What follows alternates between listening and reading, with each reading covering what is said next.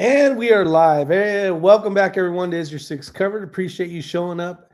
And if you had a chance to read the top of the description, we're going to be talking to Shane Butler from the United States AMU, our Army Marksman Unit. So before we get into this, I just want you guys to know that I did not even know that these guys, there was such a unit. And years ago when I was shooting a 3-gun, I remember this team came along and basically got like first place or second place in every division. I was like, holy heck, what are these guys and who are they? They shoot amazingly well. So without further ado, I would like to introduce a friend and a good buddy of mine now over the last few years that I've been shooting with. And let's bring him on board, Mr. Shane Butler. Hold on. All right, there we go. I unmuted your microphone. Welcome and thank you for. It's awesome to be here. I appreciate you showing up. And the reason why we talked a little bit about it beforehand was I don't think the majority of people and just the normal people driving around town, going to the grocery store, filling up the gas tanks like just everybody knows that there's even such a unit out there. And I thought this would be pretty interesting and pretty cool, especially for the younger generation to even know that this is available to them if that's something that they'd be interested in, and if they have the potential of being able to make the unit, but that there is a pathway for people that enjoy competitive style shooting to a very high degree, that there's a pathway in the military services as well. And the Army Marksman Unit is an amazing team from just seeing all you guys and the years of shooting different style of shooting. So thank you again, Shane, for showing up, and we'll get into having some fun. Yeah, man. Well, dude, I'm glad to be here. I mean, I've known you for a little while, but I've definitely wanted the opportunity to talk with you a little bit more. So this message can be spread across as many people as possible. I mean, there's going to be a lot to talk about, but I wanted to also know, from you, like on the civilian side of things, of like how you all view us and expectations, and like even if you don't know anything about us, maybe just provide a little insight. I'm super excited. Okay, well, let's do this. I think this will be fun to not only know you, because we're going to get into the marksman stuff, and we won't get down into the deep weeds that we're not allowed to talk about. But let's learn who you are, Shane. Where'd you grow up? So I grew up in Kentucky. So I guess like Kentucky windage has helped me throughout my career, But yeah, I grew up in Kentucky, and I didn't even grow up shooting competitively. I shot just in the backyard with my dad and my brothers and stuff like that. And we were always interested in I guess like just taking our marksmanship kind of seriously, because we were hunters. So we didn't just hunt with rifles, we hunted with bows as well. There was a lot about the marksmanship piece to it that I didn't know growing up. None of us did. We just knew what it took to be successful. It was a lot of it was kind of unexplained. It was just, I guess, taken for granted. But now that I'm in a place that I'm in right now, it makes me super excited to spread this message on how to be a better marksman, because a lot of this stuff like transfers into everyday life. If you're an outdoorsman and you love to hunt and stuff like that. So that's how I grew up. We just shot, I started with a BB gun, shooting Pepsi cans and beer cans and stuff in the backyard. And and like I've missed a few deer when I was younger. So that left a scar and made me want to get better. And I tell you, one person that made me super competitive was my dad. He was always telling me and preaching to me and stuff about being the first in everything. And that's one thing that's really stuck with me through my entire life.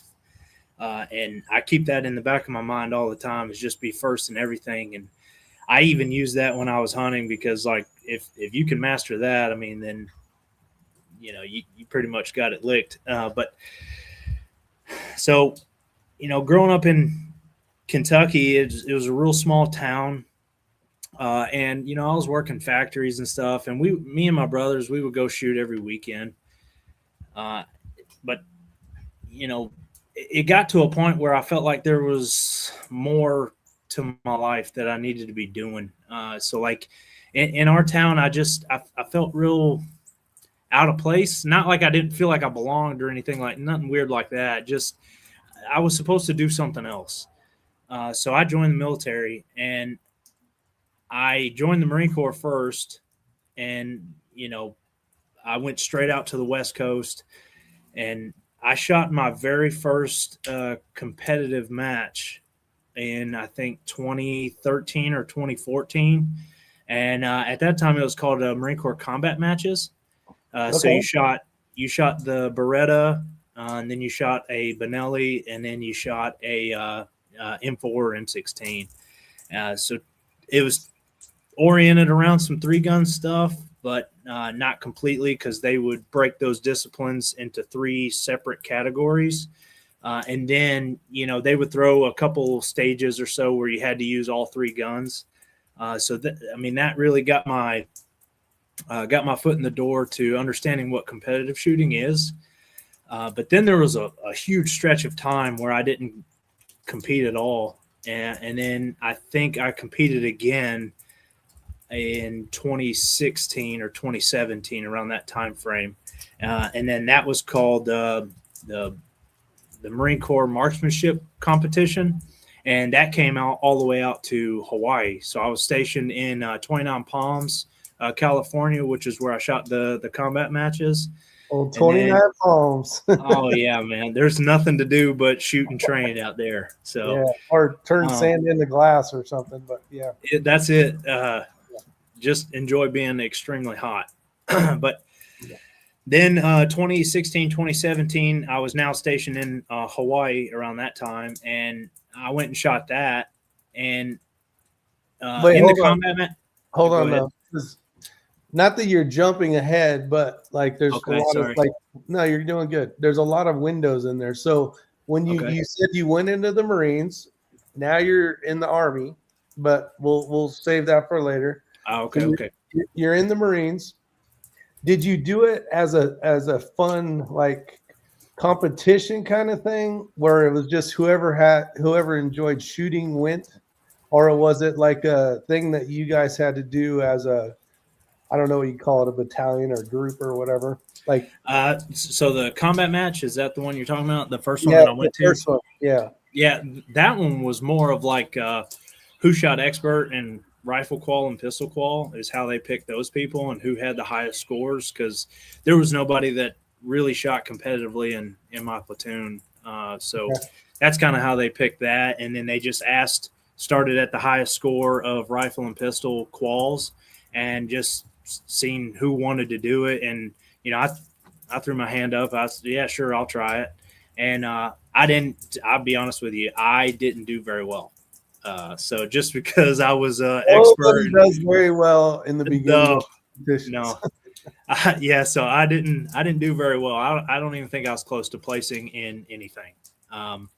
But I will say that that planted the seed, and I mean the bug bit me very hard, because to go back to what I was saying about my dad instilling being first and being competitive and stuff, like it's very hard for me to accept defeat. So let's have a little bit of fun, a family fun thing here. So between it sounded like you had a couple brothers and your dad. Am I right? 2 brothers? No, so I got a step brother, which I consider him full blood, because we've been brothers for a very long time. And then I got a full brother and then a half brother. So okay, so yeah. There was probably some competition within the kids too, as well, right? Nonstop. It could have been with a slingshot, a recurve bow, a compound bow, a shotgun. It doesn't matter. Like if it shot a projectile, we were always trying to see who was more accurate than the other. And I'll tell you right now that my little brother has a natural talent for accuracy. I don't understand where it comes from, but maybe he has that competitive drive. But Yeah. yeah, he was definitely better than me. But I don't. I hope if he's watching right now, then this is probably the first time I've ever said that out loud. I remember when my kids were young, it didn't matter what it was, whether it's BB guns or arrows, shooting arrows and hay bales. I would fold up like a little $5 bill and I'd turn it into a square and I'd put it, through the twines of the hay. Yeah, And I'd be like, all right, whoever can shoot it first gets it, And my son, he was fast. He was fast, right? I wanted to get that $5. And my daughter, she was slow, but she was very accurate. And she used to do really well. Slow is smooth, right? And smooth is yeah, fast. yeah, But yep. That's actually taught a lot through what we do here. So yeah. and she'd usually win a good majority of the time. But okay, so you're still in the Marines. You are out in Hawaii now, and you're shooting a different match you were talking about. Let's keep going. Yeah, so those matches evolved from combat matches more towards the Marine Corps marksmanship competitions. I mean, they still had a lot of the same kind of stuff, but they tailored it more to where it was a lot more instruction than the actual competitive side. Because if I remember right, the combat matches were tailored towards a little bit of instruction and more of the competitive shooting aspect of it. And I could be getting that wrong, but that's from what I remember. It was a long time ago. But then we went to, now we're fast forwarding to that Marine Corps marksmanship competition that I was at in Hawaii. So I ended up getting a bronze medal for the rifle. Nice. And yeah, so that was really cool. But I didn't get anything with pistol. So, and me and a buddy of mine, his name's Dan Rhodes, him and I, that's where we first met. And we were very competitive with each other, like in a fun way. And I got a medal in rifle, and he got a medal in rifle and pistol. So I'm telling you, from that moment on, I decided that this was my passion. Just because every time I picked up a gun and thought about competitive shooting, and I would do those matches like that, I couldn't help but to dry fire and do everything that I could to try and master that. Because yeah, I was trying to beat him, but I was also trying to beat my previous self. And I think that's a lot of people in our unit now. Not to fast forward there, just a lot of people in our unit now. That's how we are where we are, is because we're trying to beat ourselves and not beat other people. That's one thing that we try to preach all the time. Is like, you're not up against other people. You're only up against yourself and the pressure you put on yourself. I think that is a very good way to take competition shooting. I've said it in the past for years and years. It's like, say you scored a 50% at match 5. The only person you're going to try to beat is yourself at 50% and try to get higher. That's it. Yeah. Yeah. What I mean? And I mean, really, that's how you're going to become number one. If that's the position you're chasing, is because as long as you're making yourself better. I mean, I'm not saying that you're going to win every single time, because you just can't win them all. No. You can win a lot consistently, but there's going to be some people that's chasing after you, and they're doing the same thing, and then it comes down to like decimals or just fractions of a point or something like that. So I mean, but you will always stay at the top or extremely competitive if that is what you're going after, is beating your previous self and not not trying to chase a specific score or time. I mean, you can train to time and train for score. You can do all that. But as long as you are training with intentionality of like really trying to harness in where you're at, your competitive level, trying to match that with your experience as well. And that's, to be honest with you, that's one thing that I'm really trying to figure out right now. And even though I've competed for a little while, I had to like dial it back a little bit and try to get that mental game under control because my experience level wasn't matching my competitive level. And, you know, to go back to like what I was saying, is like my dad made me super competitive, and that's only because he wanted the best for me. He knew that if I just kept that in my mind, at least this is what I believe. If I just kept that in my mind of like be first, be number one, then I can reverse engineer that and to develop myself into being, you know, what he envisioned for me. Yeah. No, it makes perfect sense. Now, I have heard, and I would say it's 60% for sure. The Marines also have a type of unit that does competition shooting. Is this correct? Or do you Yeah. know? Yep. Which is, I ended up going to that team, but I didn't go to that team after that Hawaii match. I had to compete again, and once they didn't tell me I had to compete again. I just really wanted to make sure that this is for sure the route that I wanted to take. So I competed again, and then I ended up getting a silver rifle and then a bronze pistol. So once I did that, and I could really feel that rush of knowing that all of my practice was, you know, being put to good use, I guess. Yeah, paying off. Then I really, you know, really decided this was the route I was going to take because I had two options.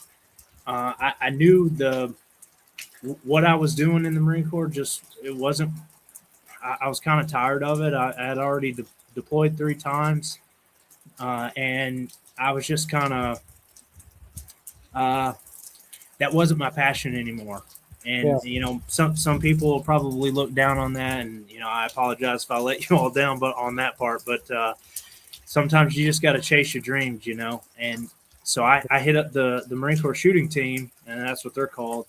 And I told them that I was super interested. I sent them my resume, and I even sent them the bad ones because I wanted in my resume. I really wanted to show them my progression and my passion and drive for being better. So I went to the Marine Corps shooting team, and then that's really where the I guess the pressure turned on, and where I had to just keep doing this for as long as I can.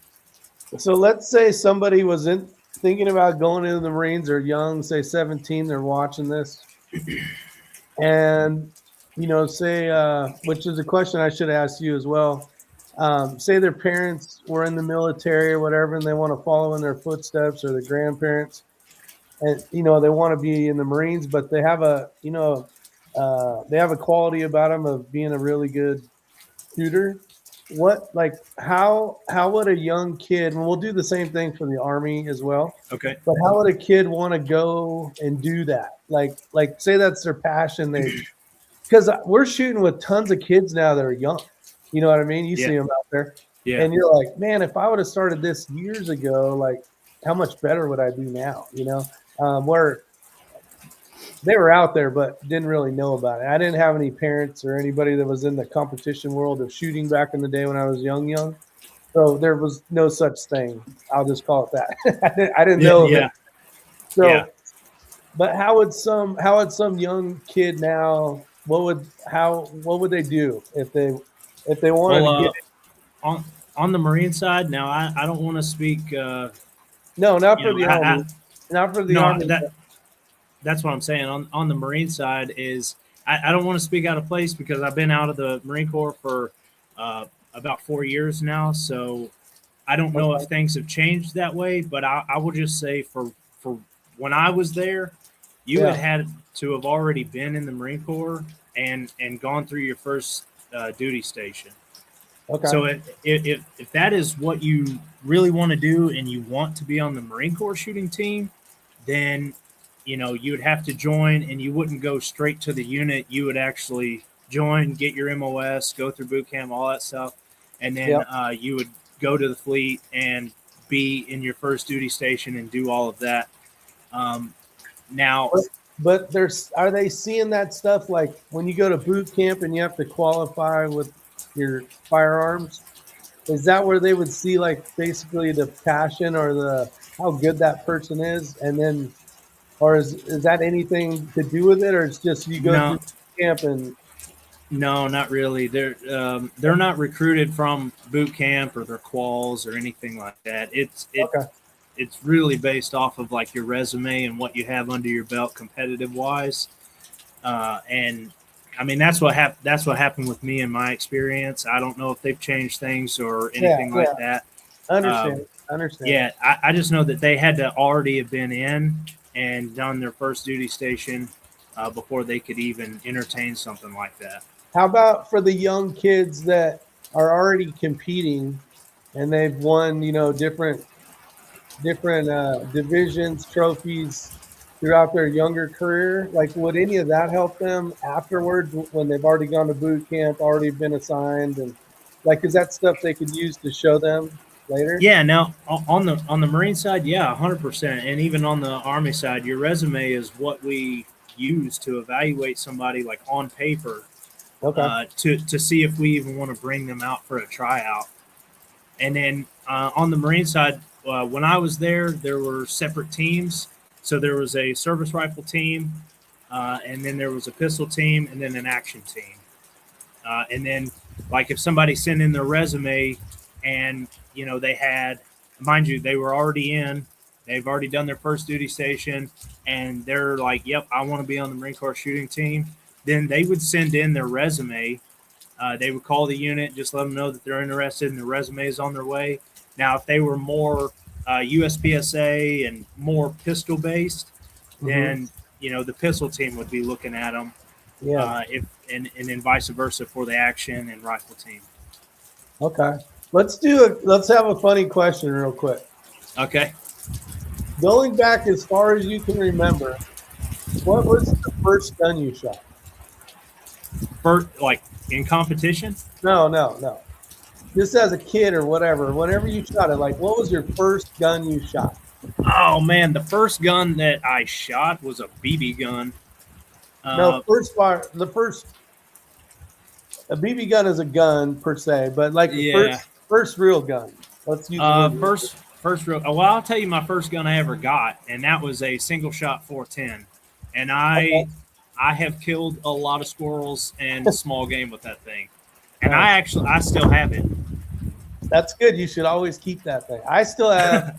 I have a Marlin Model 60 before they went and shortened the tube on it to less rounds. But there's been a squirrel deaths with that thing, like a zillion squirrels. But well, like I was saying when I was a kid, we were all into hunting. Yeah. Okay. But you think that was your first firearm you ever shot? No, not the first one I ever shot, but it's the first one I ever had as mine. Okay. Right. And I was super young. And to be honest with you, I am incredibly grateful for that because, I mean, if you want to do the chain effect, I guess, like, I probably wouldn't be where I am right now because I remember being super jealous of my cousin because he got a dirt bike. So which he ended up firing it up in the living room by accident. So I think we were like 8 years old. I don't know. Well, like super young. Christmas morning or something. He started. Yeah, that's what it was. Christmas morning, my cousin got a dirt bike. I got a single shot 410, and awesome. I do remember being jealous. I was like, he got a dirt bike. I got a firearm, but like, I guess I'm not too upset about that anymore because maybe that is what. That was the starting point of me getting here. I don't know. I can't say that for sure, but maybe. Someone in the questions that asked if you've ever competed in PRS. Yes, I have, but not that much. I've probably shot like maybe 2 PRS matches. I take that back. I've shot a total of probably 5 to include 22 PRS. Okay, Yeah. that's fun. I enjoy that. Well, Nice, nice me and being quiet. brand new to that, I shot my very first PRS match when I was on the Marine Corps shooting team, and I had no idea what I was doing. So I just grabbed an M40A5 out of the armory and a Bushnell DMR scope, and really didn't understand a Kestrel, but I was told that's how you learn is you grab stuff and go do it. So that's what I did. And obviously with the M40A5, I shot an attack division. I can tell you right now, I was shooting 118 LR or just brown box ammo, not very accurate, not very temperature stable, and I wasn't that successful. So I was stacking tolerances there. I didn't know what I was doing, didn't understand my ammo and equipment, but I had a great time. I mean, I learned so much from doing that. Um, and then I got into shooting 22 PRS because I thought that would be cheaper. And Yeah. come to find out, you will spend just as much, if not more, in 22 PRS if you become very serious about it. Yeah, it's the same rifle basically cost wise. Yeah. Trust me, I've been down a lot of those roads. Yeah. But dude, I'm telling you, I learned a lot from it, and learning those mistakes and learning what it actually takes to become very proficient in. Let me wipe that off. Very proficient in your abilities to shoot PRS or NRL Hunter or any of these sniper matches or anything like that. It's like, what would you say? What would you say would be your top 2 things you'd tell a new shooter to become a good marksman? Dry fire and train a lot. That's probably the number one thing. The biggest thing that we harp on, so I'll kind of put a little bit more emphasis on what I mean by dry firing and stuff, because you can just you can do it without really understanding what you're doing. Is lay out goals of what you want to hit, which is the second thing that I would tell them is train intensely on what you want to do, what you're passionate about. If it's to be more accurate, then like all you want to do is produce the smallest groups in the world, well, then sight alignment, trigger control. That's the biggest thing that I could say. And set that as one of your goals is I want to make sure that I get my sights to move as minimal as possible. And I really want to execute a good shot without disturbing the sights, which is trigger control.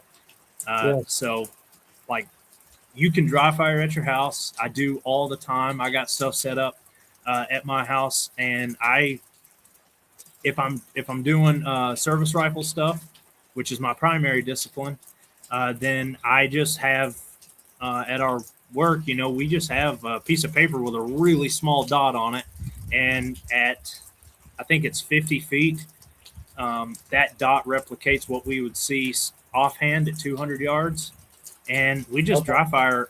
We just dry fire on that all the time, and then if you're trying to train like PRS or NRL Hunter or something like that, where you're shooting off barricades and all of that, then what I would say is just, I don't know, be weird in your house. Turn your table up on its side and put your bag up on it and shoot off of small little dots on your wall. Or, I mean, literally, you don't have to be rich to do that stuff, and you don't have to have the most expensive equipment to do that type of training. I agree. Yeah. I used to like doing the 50 yards when I was doing a lot of rimfire stuff. And I'd basically just set up a time, whether it's 10 seconds or start with 20 seconds, especially if you're new, on different barricades, and be able to find that dot in my scope and get a good sight picture and then squeeze off a good trigger. That's it. Just understanding the fundamentals, and that's one thing that service rifle has provided me that I am incredibly grateful for, because I don't think I would have been as successful uh, doing these other disciplines if I didn't do that first. Now, I'm not saying at all that if you don't do service rifle you won't be successful. Not saying that. What I'm saying, for me and my path, that is what's helped me master those fundamentals. And the whole point of that game is sight alignment, trigger control, and you got to worry about scope shadow all the time. You got to make sure that your parallax is set, your focus is set, like all of that stuff. And we train it so much that has become second nature. So when I stepped into NRL Hunter, I didn't have to train that part. So I think from a beginner standpoint in that discipline or that game, I think I was already a step ahead, just because I had all of that stuff already kind of figured out. I knew how to get eye focus, and make sure that my scope was set up the right way and my gun was established the way that I wanted it. So, I mean, yeah. No, I think that's a good thing to talk about for a minute. Is once you have like those basics and fundamentals down, you can transfer that to a lot of different styles of shooting. Yeah, I've even transferred it over to archery. Okay, wow. It's helped me tremendously. Now it's different. You're Yeah. applying it differently, but like sight alignment, trigger control is always up here in my mind. And I mean, I had a friend come out to the house yesterday, and all we did was shoot 22s. We had a KYL rack that we set up, and we set it up at about 50 yards. I mean, it was pistols, rifles, old wood guns. I mean, you name it. And with every gun that I picked up, and I'm not saying I'm the greatest, I'm just saying that like sight alignment, trigger control was in my mind, and that's all I thought about. I was just hitting the steel very consistently and just repetitive, and then I picked up my speed. So I mean, it doesn't have to be slow. You can do it faster as long as you're applying those fundamentals, man. You will be successful. Nice. Well said. Well said, for sure. Do you want to get into the AMU stuff? Yeah, I mean, yeah, we can do that. All right. So basically, how did you transition from the Marines? If you can talk about it, how did you transition from the Marines? Did you go straight over into their AMU, the Marksman Unit? Or okay, so how did you as an individual go from the Marines to the AMU team?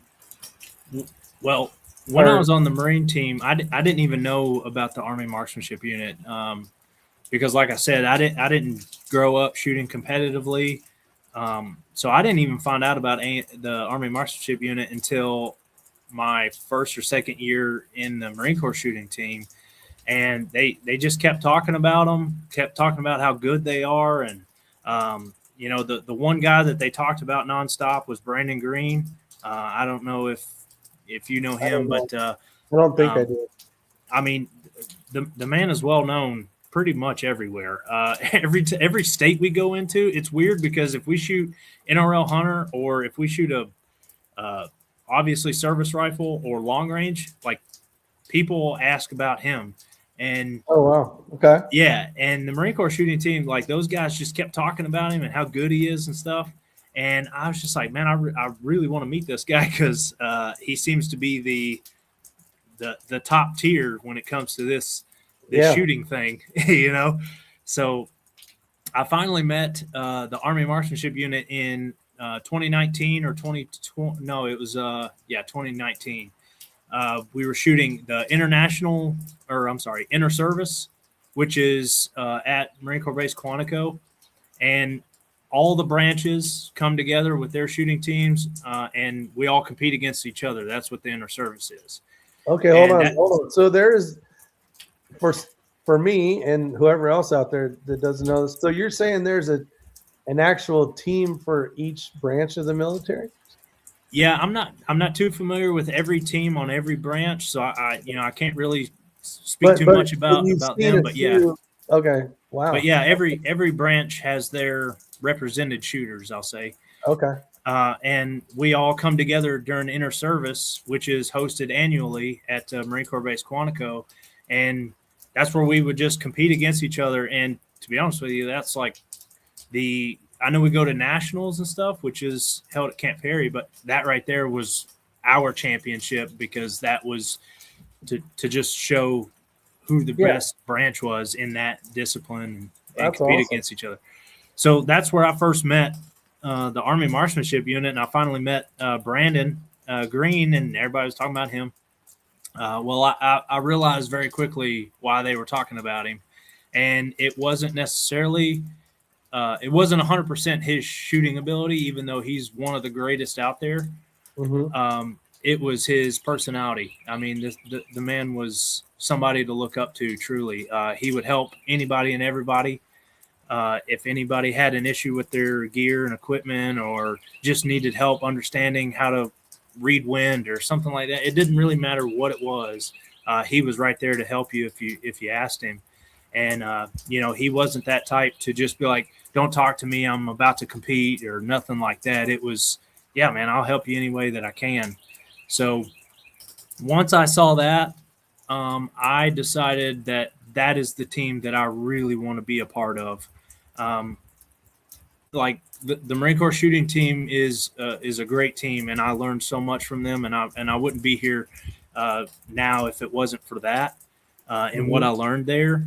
But there was something about the AMU that I just had to be a part of. I mean, that's a family that I'm in right now, and I never want to leave. So on the Marine Corps shooting team, you're only there for like 3 years. On the Army Marksmanship Unit, you can be there until you retire. Oh, wow. So that also helped, because like I was saying before, it's like shooting competitively is my passion. It's everything about me. So I didn't want that to end. And I knew that once I left the Marine Corps shooting team, I was going to go back to the force, or go be a drill instructor, or go be a recruiter or something like that. And that just wasn't my dream. It wasn't my drive anymore. I had to keep shooting competitively. And then I transferred over. So what that process looked like was, once I met them, I told them, I was like, how in the world do I get on that team? And they were like, well, show us your resume. Well, I sent them my resume, and it was very weak. I didn't have a lot of top finishes. I wasn't as competitive as I could have been. So, that's what they told me, is that my resume was weak and I needed to go compete more and get some top finishes. I guess I should have asked for details, because I had no idea what that meant. So I went and shot everything except cowboy action. I mean, I literally shot everything and anything. That's what got me to shoot my first PRS match. Obviously, I was already on the service rifle team, so I was already doing that. Yeah. Well, I ended up building my resume up from, I think it was like a half a page long to 2 pages front and back. Nice. Not number one finishes, but they were competitive finishes, and it was just, a lot of good, a lot of bad. Consistent. Yeah. Yeah. It was showing that I had a passion for doing this, and like I was going to give you everything that I got with what I have. So they took my resume after I built it up, and they asked me to come do a tryout. Now, with the Army Marksmanship Unit, we come from all walks of life. That's one team that will hire just a junior from a junior shooting team. Like, you don't have to be already in the military and already completed your first duty station. Now, once you join the AMU, then you have to go through boot camp and all that stuff, and then get to the team. But I come from the Marine side. There's a lot of people that come from junior shooting teams. You shot with one last weekend. He's an Olympian. Yeah, so I shot with Jared DeRogers last weekend, and super cool guy. Oh, he's incredibly smart, and he was super fun to shoot with. But Fact is, a funny story, when we were sitting there BSing when you were doing that interview or whatever you're doing when he came back, he was telling me that when he went to the What are those guys called? Or where it'll say like the buildings and kids will walk in. What's that Yeah. called? Recruiting booths or whatever the hell they're called. Yeah. He's like, yeah. He's all, I'm signing up to go into the AMU, the Marksman Unit. And they're all, that's impossible. They didn't even know. He had That's funny. I don't even know if you know this story, but he had to show him a letter because they didn't even know that was possible. But from all his years previous of teen, like he used to shoot like 22 stuff and air rifle stuff, like whatever that. But he was an Olympian basically, or whatever the case was. They were giving him the shot to try. So, yeah. Well, that's what happened with me with my tryout. Yeah. The recruiters didn't know. So, yeah, well, the recruiters didn't know with me either. So whenever I did I went and did a tryout with the AMU, and it worked out because here I am. They gave me that letter, and I had to do the same thing. I went to the recruiter. I was like, "Hey, I'm going to the yeah." I was like, "I'm going to the Army Marksmanship Unit," and I gave them this letter, and they're like, "I don't even know what this is," and I'm like, "Okay, this is gonna be fun." So it was a whole process of getting over, and I won't go into those details because it's kind of hard to. It's hard to explain, to be honest with you, but I'll just say that it wasn't the easiest path. There was some mess ups. Gotcha. Yeah. Anyway, so I got to the Army Marksmanship after that. So since I was already in the service, I had already done a lot of things. I didn't have to go through the Army's boot camp, and I didn't have to do the AIT, which is like the MOS training portion. I just went straight to wow. Okay. Yeah. That's interesting. Yeah. So can you tell us, like, I had a chance, like I was telling, to meet some of you guys back in the day shooting 3-gun and stuff, but there is so many different styles of shooting, like everything basically. And you guys are kind of designed to compete in all those different styles of shooting. What's a way you could say, like an easy way to say, like, there's X amount of disciplines and there's teams or whatever you can give for how many teams we have in the unit? Is that what you're asking?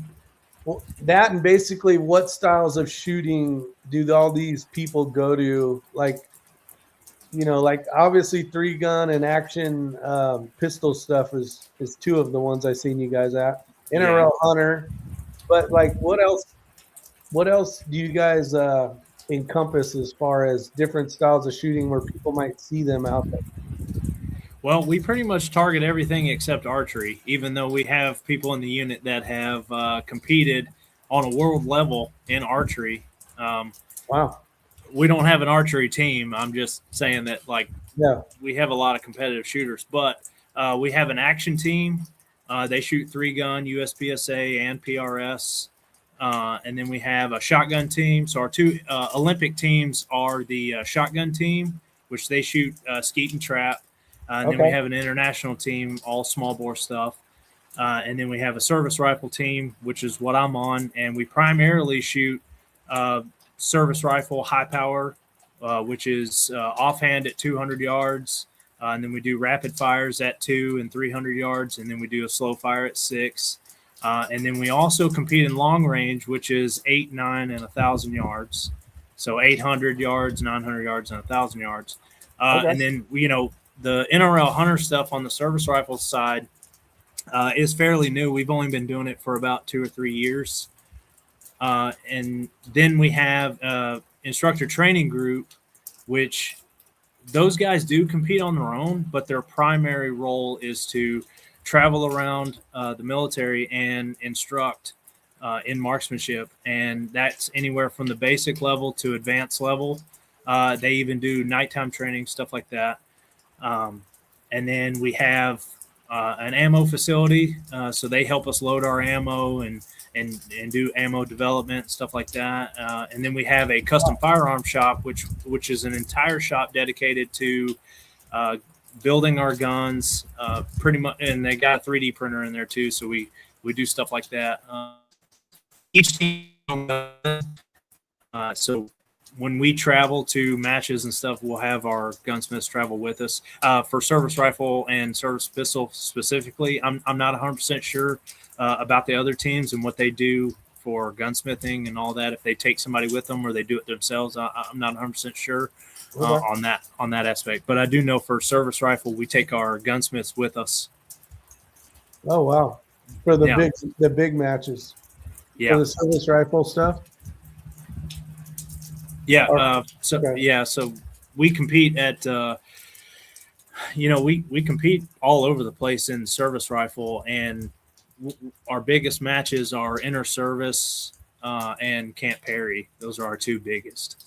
Do they ever invite other countries to come? Not for service rifle. When I was on the Marine Corps shooting team, we trained with the Brits for a little bit, but not entirely sure what we were doing there. Not saying that was bad or nothing. We were just shooting with them, training with them. So I was just wondering, like, because you guys have almost like a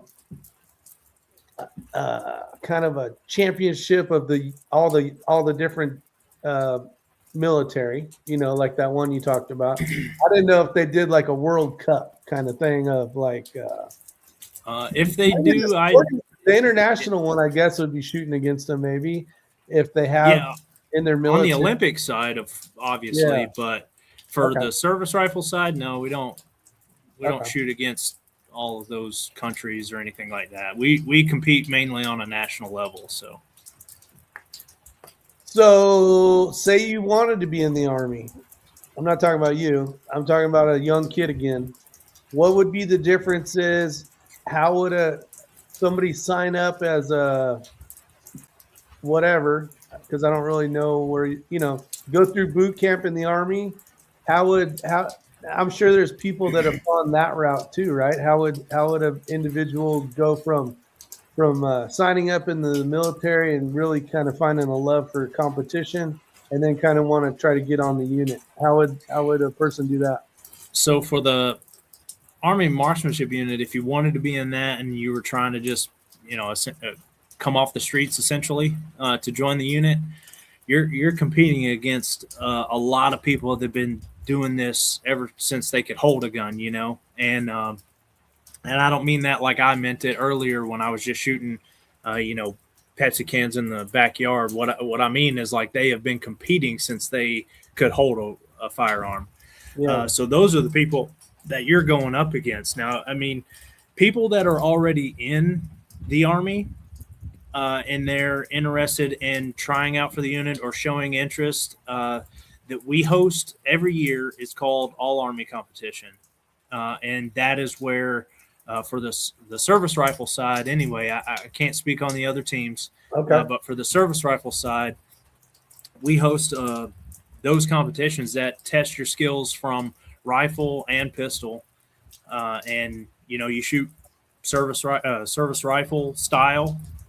You'll shoot combat EIC, which, you got your plate carrier and helmet and all that stuff. So you don't just shoot slow stuff. You'll shoot fast too. And you do that with both rifle and pistol. So if that's something that, you're already in the Army and you're interested in trying to, talk to the AMU, that would be a way to do that, is to show up to All Army and compete there. And, you'll be able to see us. We're there instructing the whole time and hosting those matches.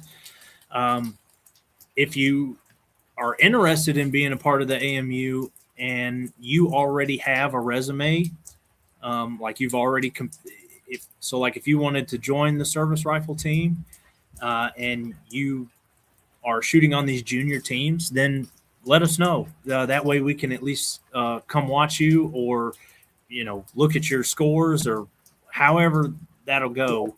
Yeah, follow the scores and stuff like that. Yeah, we'll be able to look at you specifically because, I mean, there's so many people that are shooting that it's hard for us to see. I mean, on the service rifle side, there's only 14 to 16 of us.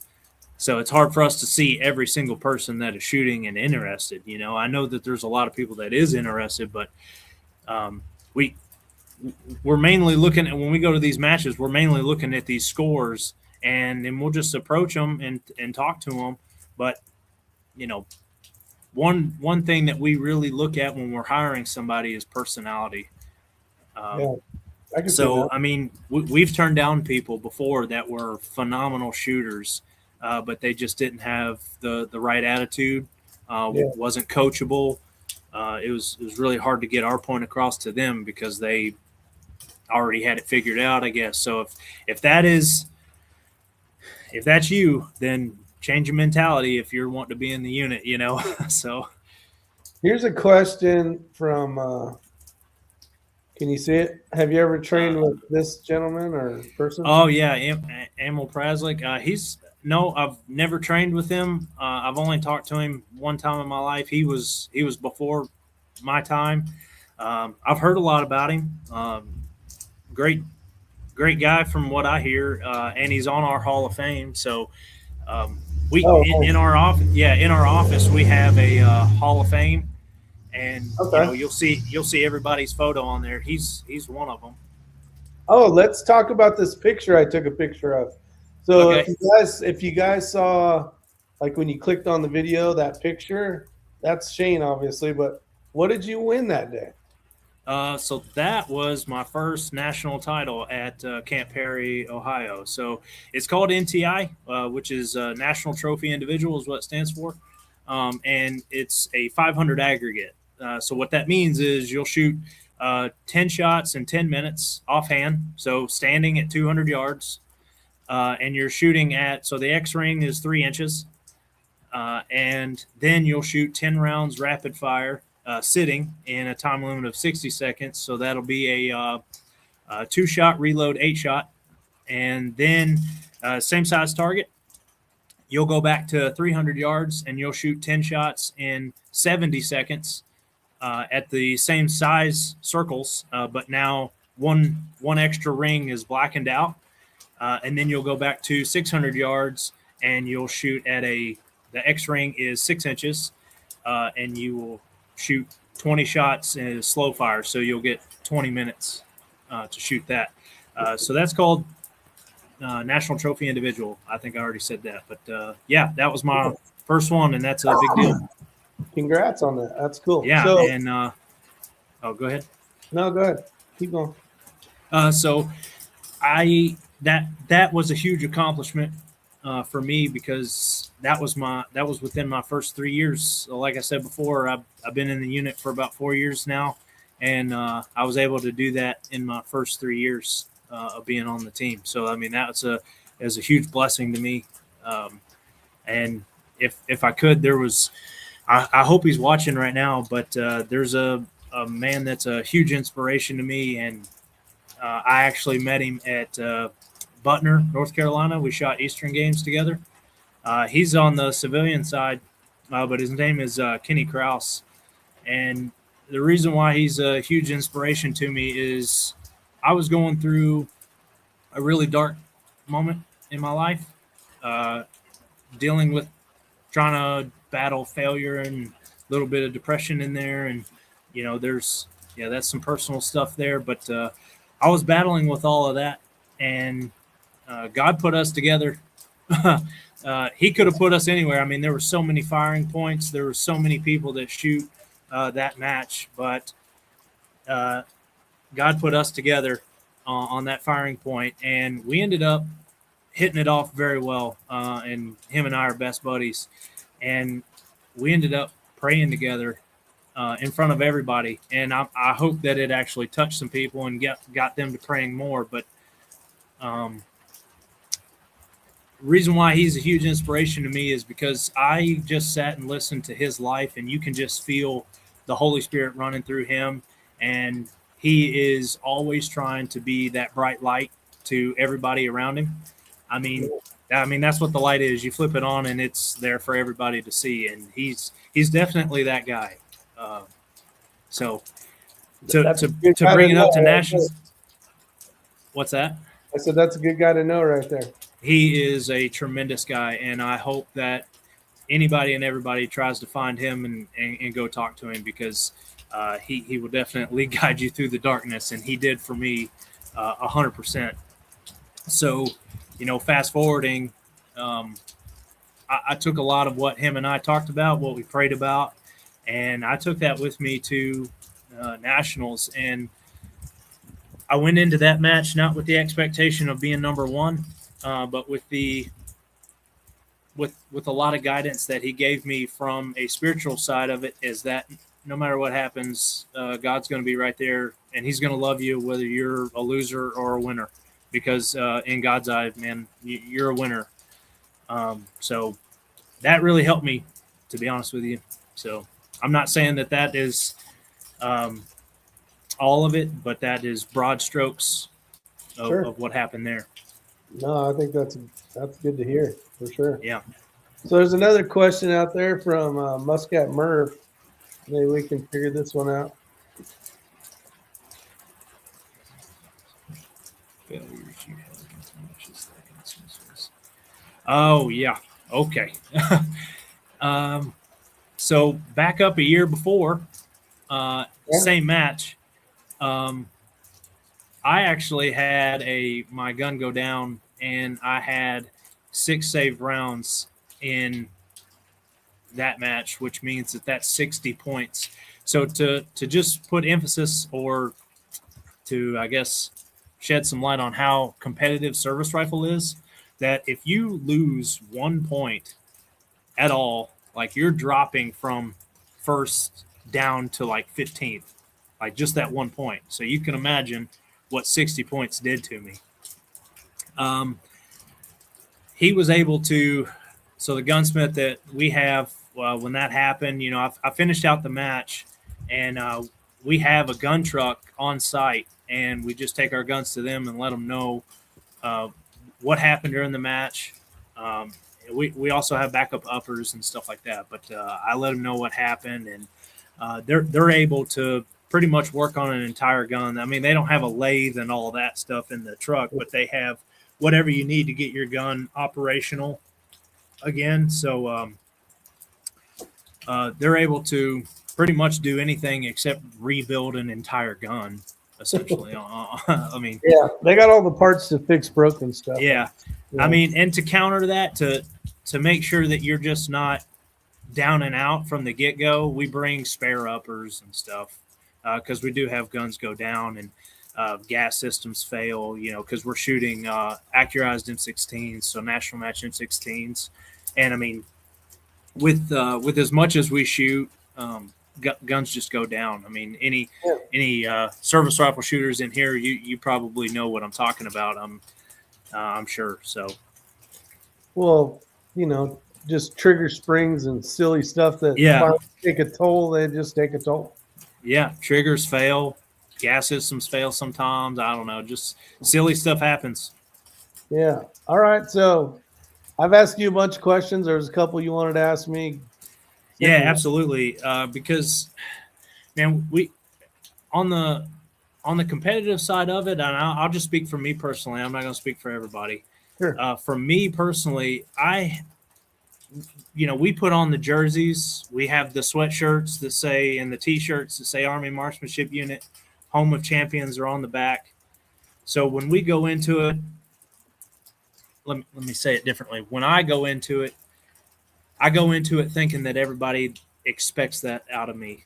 And they're looking at me like I'm supposed to be the representative of everything. And maybe I'm misguided. Maybe I misguided myself in thinking that.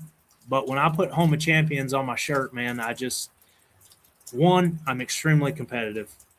But 2, I just think that civilians and people that retired out of the military, or people in the military still expect that out of us. And I was just curious of how do civilians look at us?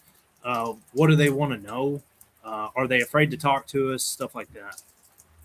I'll give you an example of when I first met. It wasn't you guys, but it was the 3-gun guys. I went to a very large match. And I was fairly new to 3-gun. Hell, even today, I'm still fairly new to 3-gun. But no, I saw you guys as a well-oiled professional team that kicked ass. I mean, watching those guys shoot pistols, rifles, and shotguns, and doing it and I mean, just owning it and watching that, it was very neat to see that even a person can shoot that fast and go that quickly. Was a Yeah. was an eye opening. On the other side of years later and seeing you guys a lot more, and then lately with NRL Hunter and seeing you guys for the last few years, the no, I think you guys are always show very good professionalism and you show like a good what would be the word? Basically, you're showing yourself individually as a person, like just like this. Like we've had a chance to talk so many times now, but you guys are as a whole, as a group, as a team, you're very, very friendly.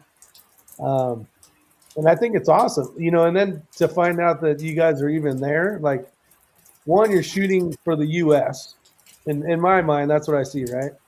And I think you guys do show a very high standard, which you guys working as the US, you kind of go, man, we got badasses. Like I use the word badasses, and ninjas is like I cool. appreciate it. Yeah. But no, I mean, you guys usually show up very well. You do very well for the most part, and that just shows that you guys spend a lot of time training. You guys got good gear, and I don't have anything bad to say. I have met one of your guys that was a little loud and obnoxious at a match one time, but he wasn't Is he incredibly tall? he wasn't showing himself as a bad person. But I've met so many people through the thing. I've been able to read people very well for so many years. Yeah. So No, we all have. We are all extremely passionate to be here, and we all have. Obviously, it's on our team. It's 14 to 16 different personalities. Yeah. But to have, and we all come from so many different places, different oh experiences, yeah, sure. and the fact that we are as close as we are, I mean that's incredible, to be honest with you. And yeah, we do have some people that are louder than others, but it's all from a good place. I've only met one guy over so many years of shooting, and he's a good shooter. Don't get me wrong, but I would say I haven't had any bad things to say about that person we're talking about. But if Yeah. there was one guy on a team somewhere in the world, he would be the one would be the loud and obnoxious one. Oh He's well, not the obnoxious. guy. I guess yeah. I'm No, not thinking of the same person you are, because I don't know any like that. I don't know how to say it. Or just I don't know. We'll leave it at that. Yeah, you're good, man. You're good. But no, I mean, especially some of these last couple of years meeting your guys, and I don't know if I should say their name or not, but you know who they are, and they're all been super incredible to not only myself but everybody else out there. So it's been cool. Yeah, man. I tell you that this unit, this place that I'm in, it's an incredible blessing, and I'll tell you from a spiritual side of it is that I would not be here if it wasn't for me and my relationship with God. Honestly, um, I have prayed so many times, and I've prayed so many times the wrong way. Um, you know, I would pray from a very selfish standpoint, and I've honestly prayed for Him to forgive me for that, because I've learned a lot since then. But my selfish ways was just make me number one. That's it. Well, now I've changed the way that I look at that, and the way that I look at it now is like, why do you even want to be number one? Well, one of my goals for being number one is so I can be an inspiration to a lot of people. One, I truly want to help draw people closer to God and stuff, and to just explain my testimony as to like how it got me to where I am. And it doesn't even have to be competitive shooting. it can be literally in anything that you do or anything that you're passionate about, is to really just take a step back from your own life and your own ways, and just really pray about that and build that relationship with him. And I'm telling you, he will guide you in the right direction as long as you give your heart to him and you follow the path that he wants you to take. And I believe that I'm on that path because I've been incredibly blessed to meet the people that I've met, to include you. I already mentioned Kenny Krause. There's a lot of people in the NRL hunter community that I absolutely love. I wish I could name them all, but I don't. Okay, let's do this. And I don't know if you can even answer this. Who's the one individual, if you could only pick one, that's maybe helped you the most with shooting? Like the one person that's you've benefited from the most. Like, I don't know if you can answer that because I can't, because that national title that I even won, me and my partner Dave last year winning the NRL hunter stuff, like I can't name one specific person. It's taken a community of people to help me get to where I am, because I did not do it on my own. That's for sure. I'd be lying if I sat here and said that I did all this on my own. It was all my own hard work and this and that. But I mean, yeah, I put the work in, but if it, man, people have been standing right behind me, pushing me forward, because there'd be times where I just wanted to give up. I feel like I failed too much, or I'm just not going to be good enough, or whatever negative thing that went on in my head. And I'd love to name drop one guy that has helped me on more of a personal side. And that's just because I'm with him every day. Alex Deal, I'll say his name. That man, oh man, he's helped me tremendously, and he's talked with me on a very personal level, because there was times where he saw me at literally my lowest points. But he's not the only one. yeah. There's several others out Alex there. is a good dude. He's a great dude. Yeah, he's one of my favorites and one of my best buddies. And honestly, man, like him and I joined the AMU same time together, and I'm super grateful for that, because him and I hit it off immediately. And because he's got a lot of experience that him and I relate to military wise, and I think that's how we became good friends in the beginning. And then after that, we just got to know each other. And I mean, he's taken care of me in a lot of ways. But there's other people like that. I mentioned Dave helping me through the NRL Hunter stuff. Him and I won the team division in the NRL Hunter finale last year. Him and I weren't. I mean, I was chasing that first place, and I was so competitive, and just thought that, to go back to what I was saying, like that's what I thought everybody expected. Yeah. Even if it's a new discipline, that's what I thought, and that's not at all the case. And Dave really helped me understand that it's just me and him competing against ourselves, and every match is something new, and it's a way for him and I to grow together as a team. And that's, I believe, what helped us get to that finale and through our success there. So he's another one that I'd like to, give a shout out to.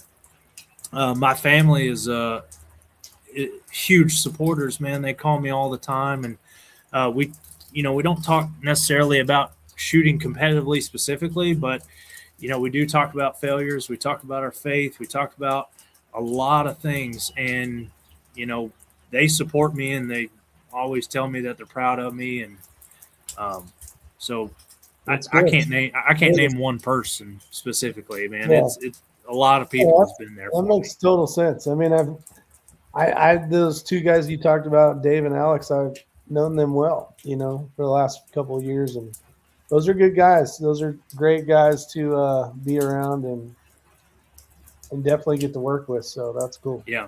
And there's some people that I didn't even name. And I mean, dude, I could go down a massive list. But I wanted to ask you another question, if you don't mind. Go ahead. Is would you be interested in shooting any other discipline than NRL hunter, or do you already? Well, I get kind of bored with stuff after a few years, and I kind of moved to something new. So I'll give you a little bit of history. So I started with pistol matches back in the day, sporting clays, and then I went to pistol and 3-gun stuff for a little bit. Had a lot of fun. I knew I was too old and slow. I was getting my asses kicked by like 16-year-olds that basically would run around like John Wick and kick ass. And I was like, man, this is a younger man's sport. I'm not fast and I shoot okay, but I'm not shooting as good as these guys. So I'm going to try some long range stuff, and really fell in love with the precision rifle stuff. I had a chance to hang out with a guy. I don't know if you know him from basically YouTube, but we were kind of neighbors for years. Hung out with him for like 6 years, X-Ring or Ray Helms. Very, very well. He was a police sniper and did a lot of different styles of formats of shooting competition as well. But he got me into the long range game, and I really enjoyed the heck out of it. And like I owe everything in rifle stuff to him. I talk to him every once in a while now, but he's a good dude. He's very smart, very knowledgeable, and that's kind of how I grew into the whole rifle thing. I used to shoot a lot of rifles as a kid, but we never shot far. The squirrels, if they were far, I'd just walk up. So Yeah. It was. I've been shooting my entire life, basically since I was about 5. But Yeah. to get into the competitive side of it, it started later in life. But What? So like in the, yeah, it did. When did you first started shooting NRL hunter? Because I think when I first met you, you were already winning every time. No, I was not. And I still am not. That's a great question. It was 3. Let's see. So it's been 3.5 seasons ago. Okay. Yeah. When I first started shooting NRL hunter, I mean, I found another passion in shooting that I didn't think that I could find outside of service rifle. And one of the biggest things was the community of people. And I know you know this, but I mean, it is a community of people that are all like-minded. Most of them are outdoorsmen. It seems that everybody's eager to learn from each other. And I mean, dude, I don't think I'd trade it for anything, honestly. I mean, I love it. I would say it's definitely my top favorite when it comes to competitive shooting. Yeah. For sure. I mean, and I did quite a bit of rimfire pistol stuff for years. Not pistol, rimfire, like PRS and NRL back in the day. And then some PRS centerfire stuff. But it was just I was getting burnt out on it because it was the same stuff. It felt like over and over, just the same positions, the same barricades, and it got boring. So I'm like, I'm going to try this. And I really enjoyed the hell out of it. It's been a lot of fun because, one, you're in the middle of nowhere. Like, you're in beautiful country most of the time, and you don't know what you have because the stages are blind. So you have to think of everything on the clock, which is really cool. What's your favorite venue? My favorite venue, I've said it for quite a couple years now, is, unfortunately they're not doing it this year, was Cody, Wyoming. It was the Sheep Mountain one. Just because I love that one. Up there. I mean, you're shooting all these crazy angles, and that's what makes it fun. Trying to guess wind when you can't see anything, and all of a sudden you're in this canyon, and you're like, "Oh, I wasn't even close on my guess of wind." Yeah. Well, everywhere you look is a snow-top mountain, and you're looking down at the Buffalo Bills Reservoir, and I mean, that was I don't know if we shot the same year together at that one, but they didn't have the left and right limits. Were you there for that one or no? At Cody? Yeah. Which one? So we shot. Maybe it's not the same one, but Cody, Wyoming is also my favorite venue. But at that one, we didn't have left and right limits. We just had a sighting stake. Yeah, there was. Yeah, the one Yeah. year was like that. Yeah, Yeah, which was I mean, it was tough for me because I was like, damn. Yeah, well, I didn't know how far. The way that I handled that one is I just scanned something out at 1,000 yards and just started working my way in. So Not a bad move. That's not a yeah. bad move. Yeah, but like smart. little tips and tricks on that game is, whatever animals on your placard, you can pretty much, if you've been shooting this for a little bit, you understand about the range of where they're going to set that target. Yeah, if you see a prairie dog, which got me one time, I shot a match. I think it was a prairie dog or a beaver or something. I can't remember what match it was because there's been so many. But I'm thinking, oh, this thing's probably this big.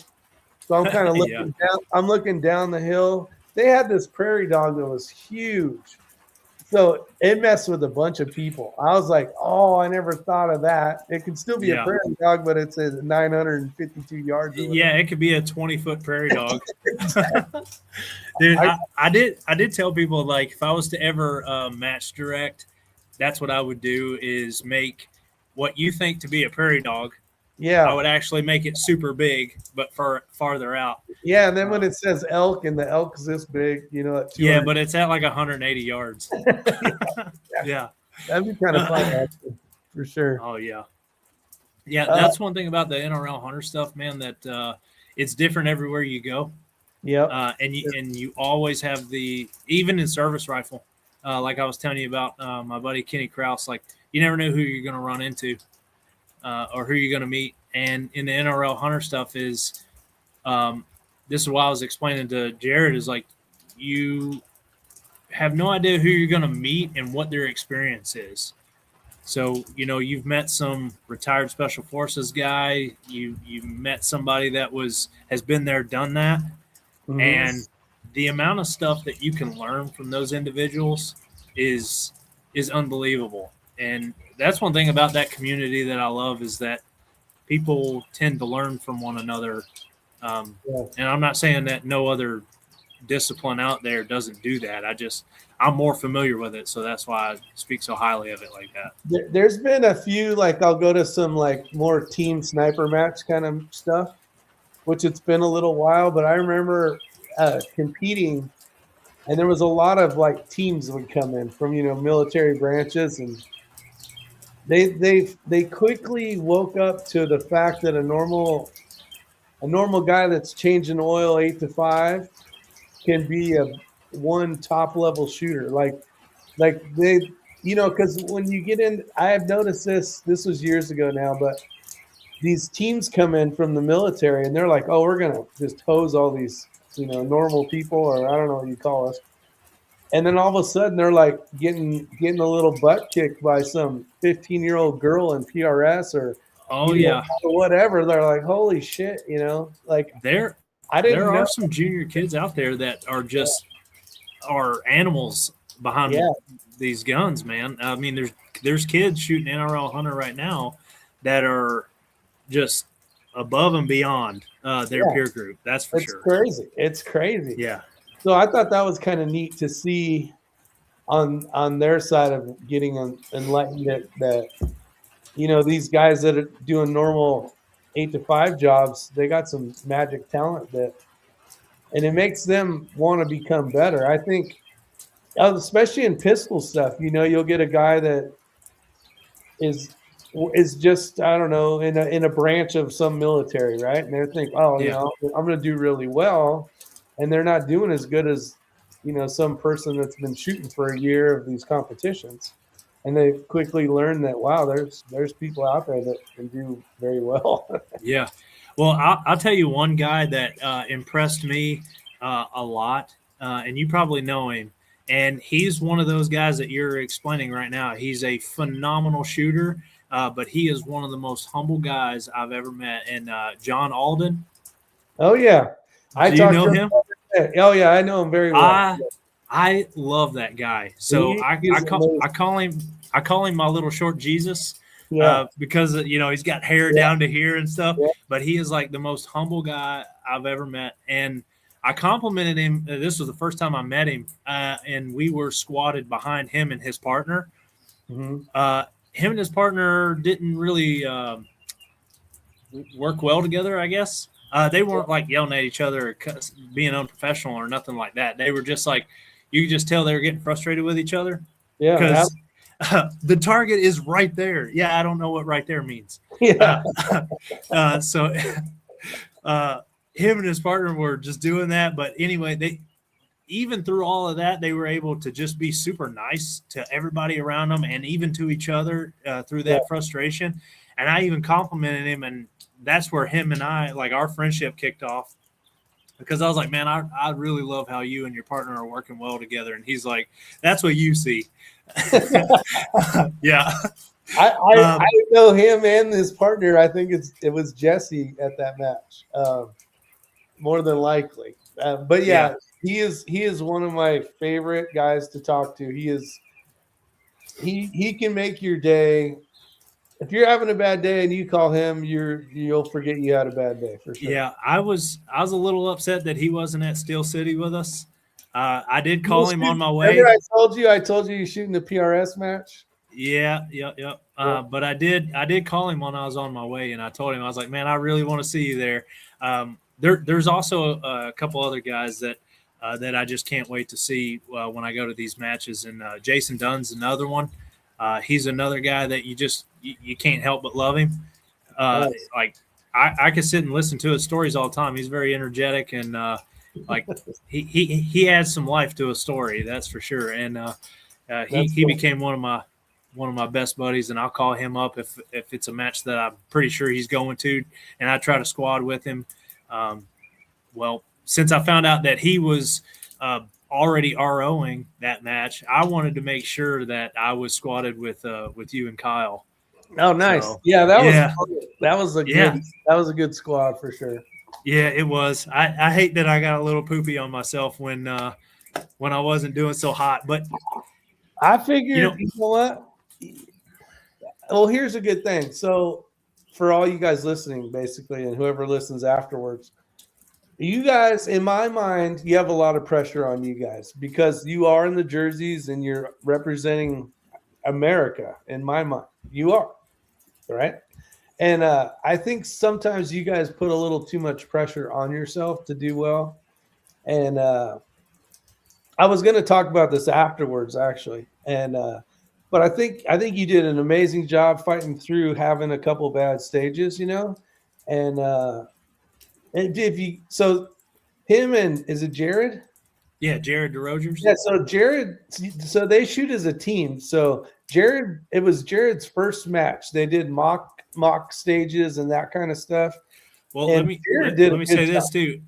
This was his first ever doing anything like this. Like, he comes from the international rifle, so he has like the fundamentals mastered. Yeah. And he is a phenomenal shooter, incredibly smart. And I did just a little less than a month of training with him. So there you go. Just to give them a little insight on who he is. And he was the Olympian we were talking about earlier. I think Olympian, right? Or shot in the Olympics or whatever he did.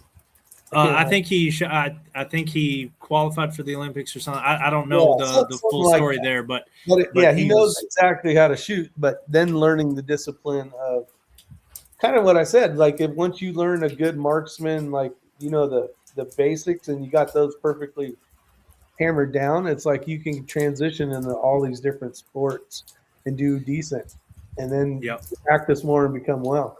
But no, I think that was. I have the same. We try to do our best. We try to beat that number, right? In the back of our head. Now for you guys out there, everything's live scoring. So if you want to know how good or bad you're doing, it's right there at your fingertips. Oh yeah, and it's dangerous. You'll hear people talking about it. And I'm like, I don't want to know. I don't want to know. You know what I mean? Like whether I'm doing bad or good, or if I'm up in the top 3 or whatever.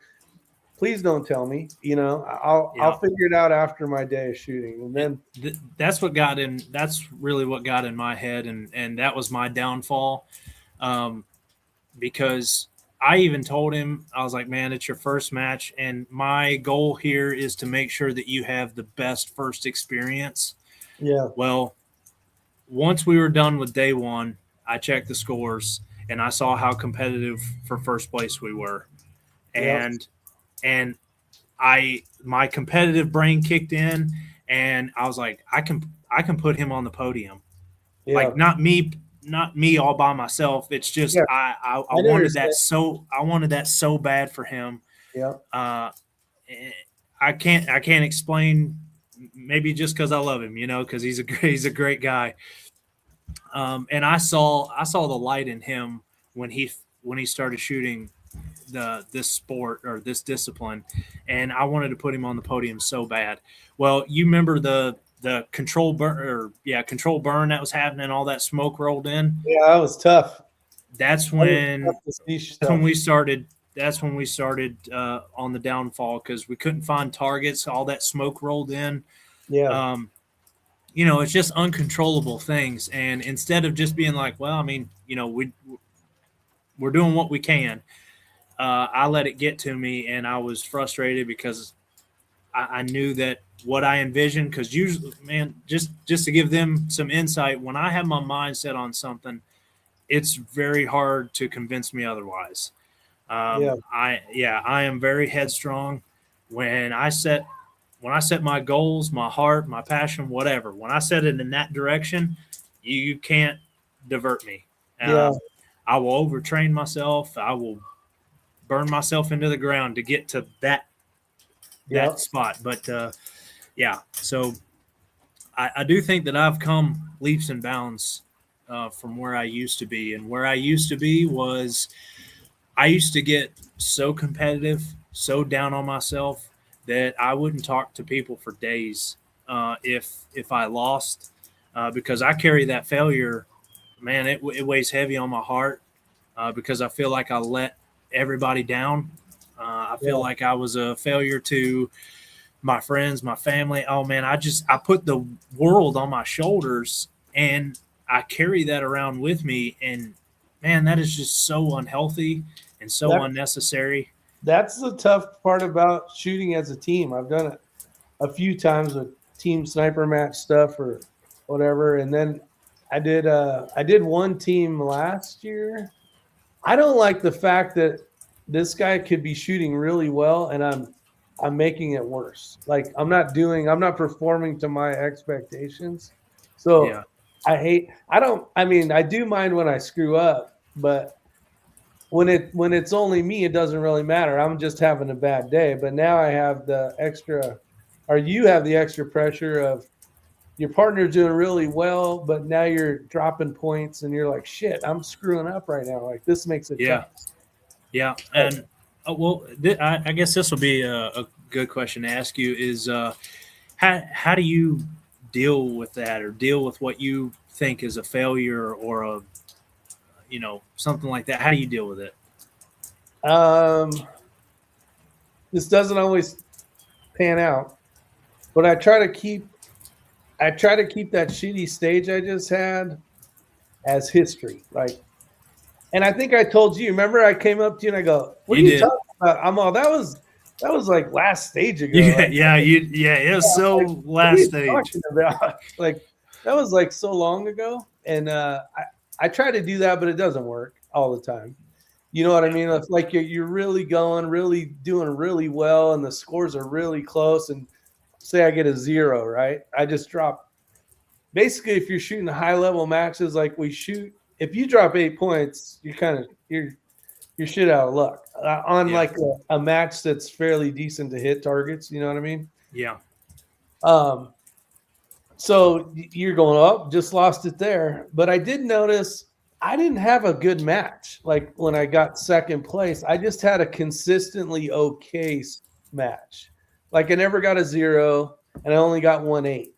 There's sometimes I'll have a scorecard and I'll have a shit ton of 8s, but I'll have a couple zeros. You know what I mean? So just being able to stay consistently okay if I can do that because I'm not looking at the scores anymore. I don't want to know the freaking score. I know what I got because I'm holding it. I got it right here. Yeah. right here, you know. And I'm like, okay, Yeah. that looks ugly. You know what I mean? Yeah. So if you can do that and actually talk yourself into like, well, let's just do better next stage. But I'm being honest, it doesn't happen all the time. You know what I Yeah. mean? Sometimes I'm just pissed, like really Yeah. pissed. And I've thrown tripods. A couple times. Yeah. But Well, you know, we try not to do that because if we do, that'll be the moment it's caught on camera. yeah, Uh, and exactly. oh Exactly. man, that Oh, and won't I'll look show. very well. If I have it on video and I'm pissed, I'll show it. Like that's the one thing about my channel. Yeah.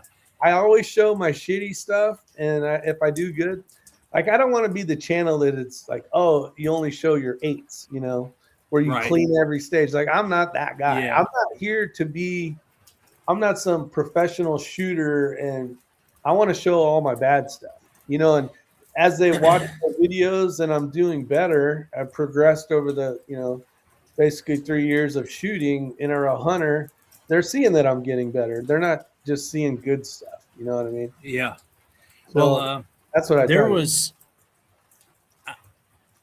that was honestly helpful. And for anybody out there, I mean, please comment like how you all deal with failure, or you know how you get through that stuff. I will tell you that prayer is the answer, but like there in the moment as you're feeling it, like how It's do yeah, you move on to the next shot? So I'll say like let's go back to a service rifle on, and you remember how I told you how competitive it is. yeah.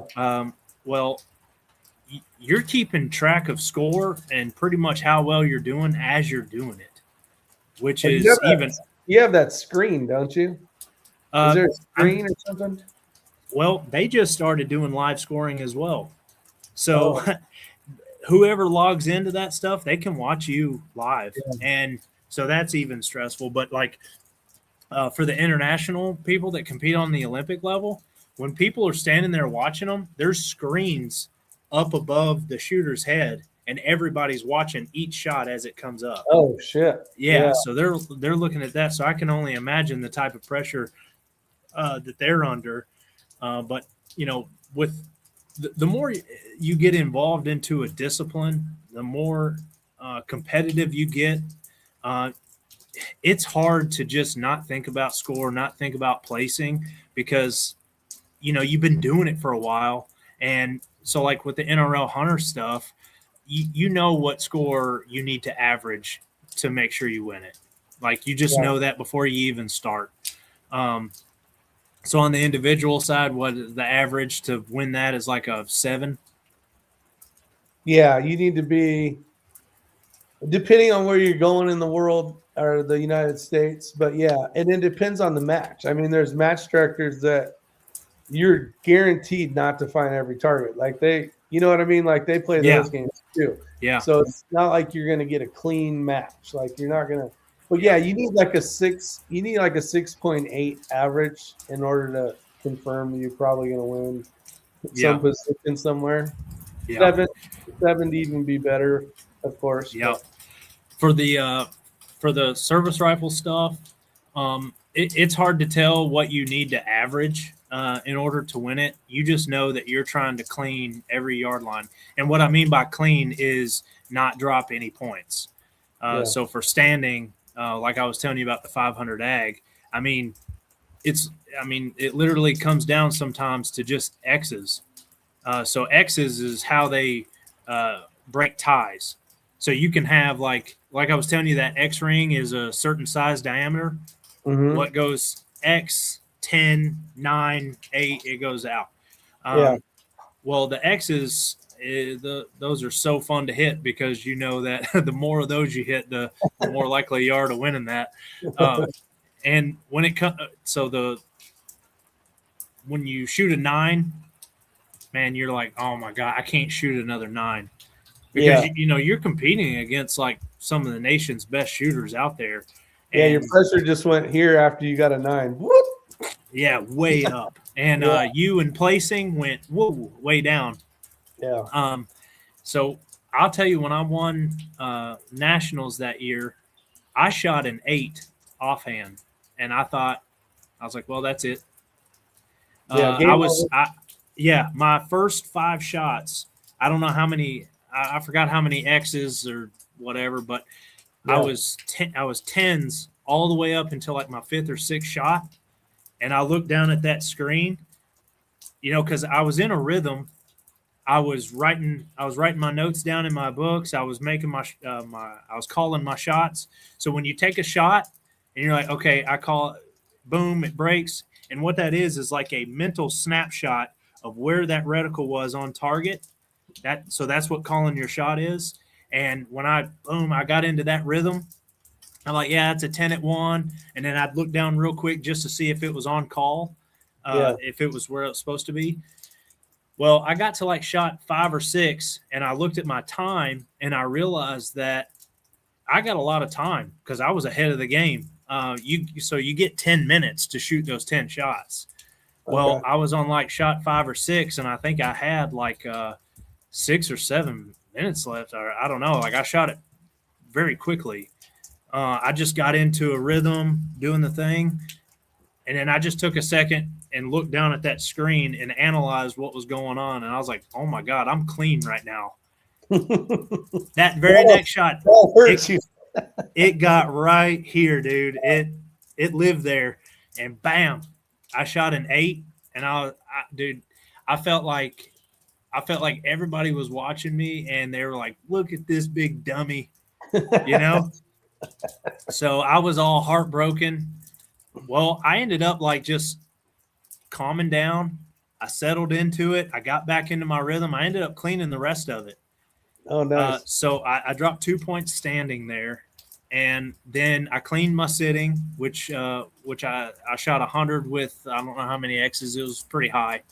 And then I went back to the 3, cleaned it, got back to the 600, and I think it was my second shot for record. I shot a 9, and I was like, well, there goes that. Because I was like, man, if I shoot a 498, that right there would be very close to winning this thing. Yeah. And I was just guessing. I really didn't know that. But that's the detriment that you put yourself in of like, that's the downfall of your performance when you start focusing on score and where everybody else is and all of that. That goes back into what we said before is like, you need to really compete against yourself. Well, it's like even, do you usually shoot first or second? For what? NRL Hunter. Oh, when we're shooting as a team, if I'm first or second shooter, I'm mainly first shooter. First shooter. Okay, so you get up to the stage, you find your targets, you get in place, impact, first round, impact, second, or next target, impact, third round. When you get to the 4th target, this is where my brain goes, oh shit, can he clean it? This is when all the bad shit's going in your head. Okay. It's like, I got one more shot. Don't F this up, Rick. Don't F this up. And then, you either hit it or you don't. You're like, oh, I got a 7 or whatever. Yeah. I don't even have, like when I'm on the clock during NRL Hunter, I don't really have that type of pressure on me because I'm thinking about my partner the whole time. Yeah. I'm thinking about him. I'm trying to give him the best win calls, because as the first shooter, you're pretty much the win dummy the whole time. Yeah. And I'm doing everything that I can to make sure that I set him up for success. And so when he gets down, he can just run through it and be done with it. So like, I can see what you're saying and how that would relate a little bit to service rifle, or if you don't see your miss, like when I shot in Alaska, because I got to do everything, you know what I mean? And you as a team, you get a guy that can like help you out with a wind call or whatever. Well, when you shoot into a tundra, it's like shooting into carpet. Like you don't see anything. Yep. So it's like, or when targets are skylighted and you can't see trace. Yeah, it's like, oh man, I don't know where this bullet went. Should I hold the same? Because and I always go, was it me? Was it the bullet? Which one of it was it? And you just gotta kind of guess on the clock. Yeah. Well, I mean, okay, so I do want to ask you this: how do you gauge your wind and how do you read it? Like so initially, not on a miss or anything. Like initial wind calls. Well, before I get up to the stage, like I'll be at the placard getting ready, say there's a shooter shooting, and I'm up next. You'll see me, unless winds does something different, but I'll have it from the last stage maybe. But I'll get my Kestrel. Everything's in my binos now. I don't use my Kestrel really for anything but a wind gauge. So I'll go. I think we're gonna shoot this direction, and I'll hit the hot button, bam, and then I'll get my gauge in, and then I'll just put it in my binos and hope for the best, and then hope I see a miss or hit. Okay. And so probably my majority of, like, the reason why I don't shoot with a can is because I can spot my impacts faster or misses quicker just running a break. Yeah. That's the reason why I don't shoot a can. But if I see it, I see it, which makes it easy because then I can just hold, where I need to. But if I don't see anything, which is a good majority of the time for me, for some reason, I'm getting older. My eyes are a little less as good as they were before. But if not, I'm just gonna. If I see something, then I'll adjust. But if I don't see something, I'll just usually hold the same and hope I screwed up somehow, and it was a Rick problem instead of a rifle problem. Yeah. Well, that's one thing that service rifle has taught me a lot is reading wind, because you have to. There's no way you're going to be successful in service rifle if you don't read wind at all or even know how to. So that's another one of those second nature things. And a lot of people seen it when it was posted on Facebook of our arm boards. So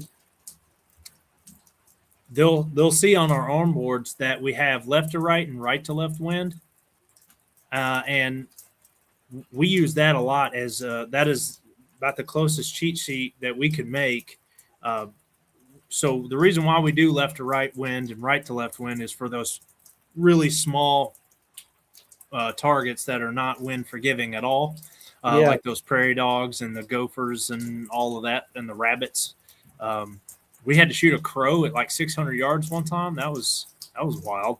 But anyway, those are those targets that it really matters because, like, spin drift and aerodynamic jump and stuff like that. So it's like you really need to understand that stuff. So that right there is a cheat sheet for us. And I mean, I don't know, maybe that'll help some people that shoot NRL hunter out there. Is if you find me on Facebook or something, like, I'll gladly send you those data cards.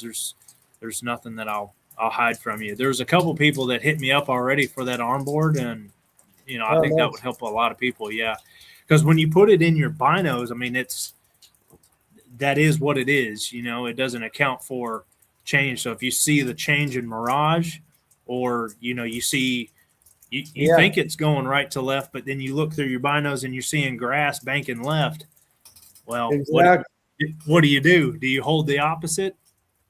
Or I split the difference and go center just because you're like, well, I'll find either hopefully some dust or impact, one of the two. Yeah, that's fair. That's a way to do it. Yeah, and that happened to me a lot. That happened to me a lot at the last match we just shot in Alabama. You're looking at that wind flag and you're like, okay, it's blowing this way. I'll kind of put it in the Kestrel. It's X amount of miles per hour, and then kind of guess.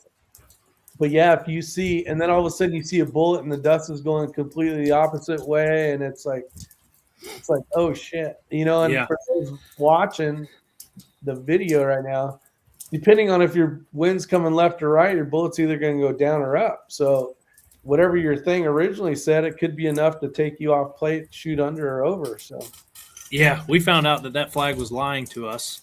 One, because of our location and the orientation of the target. So, what we thought to be a quartering value at, right to left, it was actually more of like a 10:30 or a 10 o'clock wind in the opposite direction. And man, did that mess us up?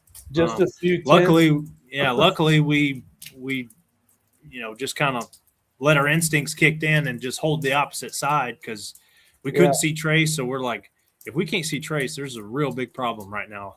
And our data's been on the whole time, so just go the other direction. And we picked up trace and got our hits, you know. So call it luck, I don't know, but we spent a lot of training and stuff like that. And that's one thing that the Western matches have that we can't necessarily get on the East Coast, and that is those heavy winds, shooting in steep valleys, shooting across canyons and stuff like that. And that is serious training right there, because I think it was Julietta, Idaho. That's a good one. Yeah, we shot at that one, and that was the first time that I learned that you need to make wind calls in elevation as well. Yeah, we were shooting across the valley.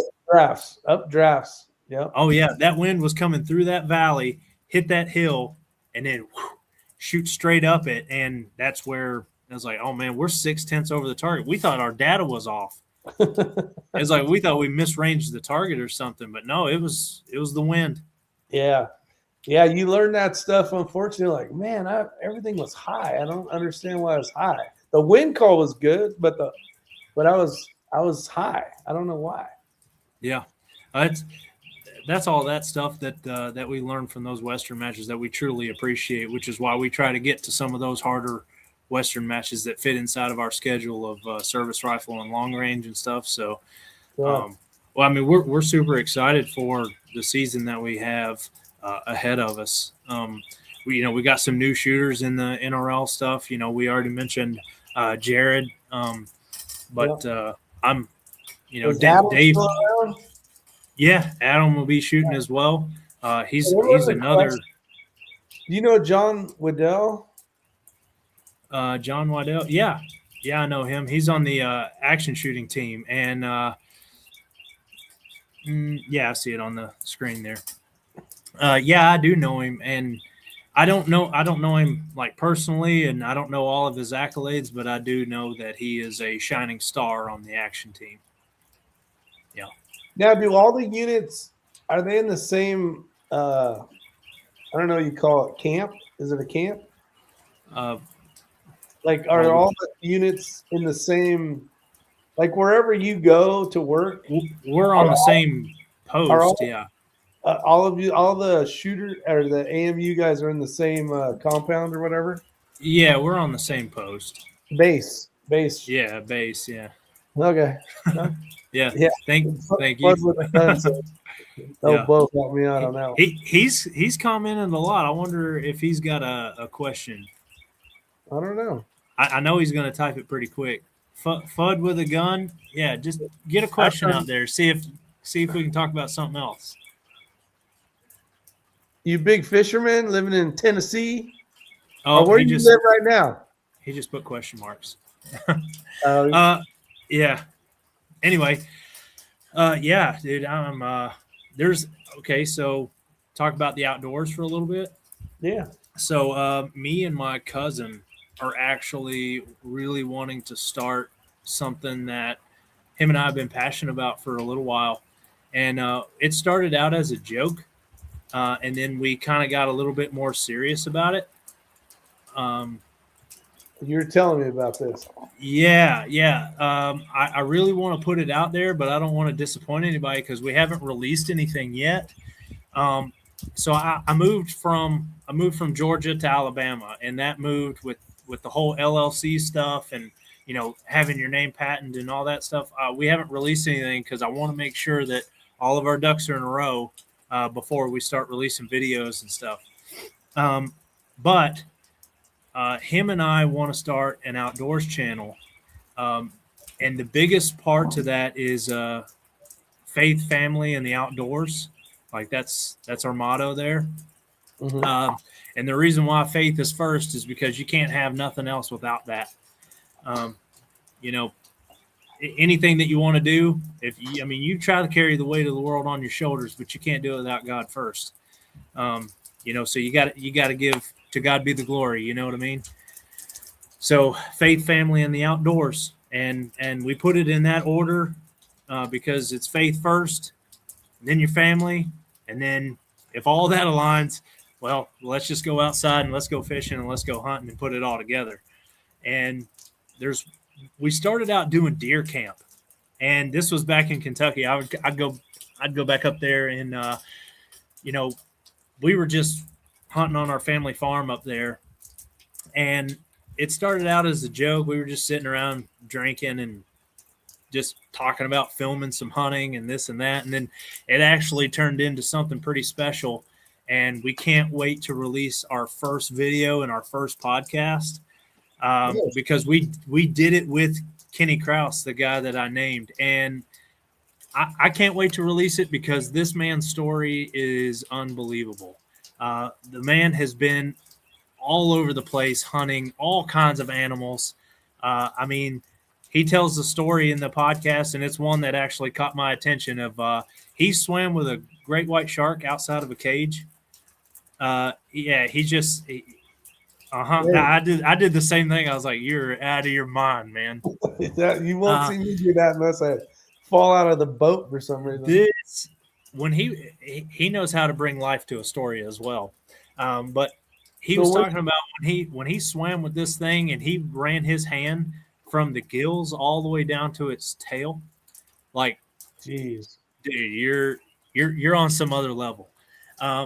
But me and my cousin, we went up to Connecticut to go fishing with him, and we had an amazing spiritual weekend. We really did, and I really wanted to do a podcast with him because I wanted to know more about him.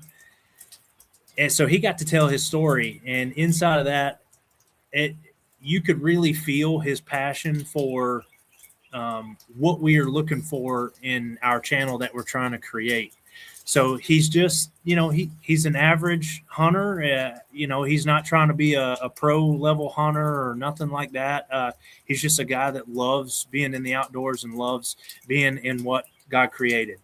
And that's one thing that we wanted to do. And that weekend really helped set the foundation for what our channel is to become in the future. And one of the goals that we have is to be able to reach all of the people that have questions about hunting, how to target animals, how to target specific species of fish, and how to actually approach all of that, and where to even start, whether it's saltwater fishing or freshwater fishing. Now, mind you, we don't know it all. We're not professionals by no means, and we say that from the get-go. We're just people that truly love the outdoors and love what God created, and we are extremely blessed to be a part of it. So that's our whole channel. So whenever we get that channel going, I can't wait for people to tune in and be excited about it. Nice. You got two other questions on here. Camp Perry, how do you like it? Well, Camp Perry is our national level match, so I love it a lot because that's the culminating event. That's the very end to our season, and that is, that's where your skills are put to the test initially, because you got all of these matches. It not only tests your precision, but it tests your endurance as well, because it's early days and late days.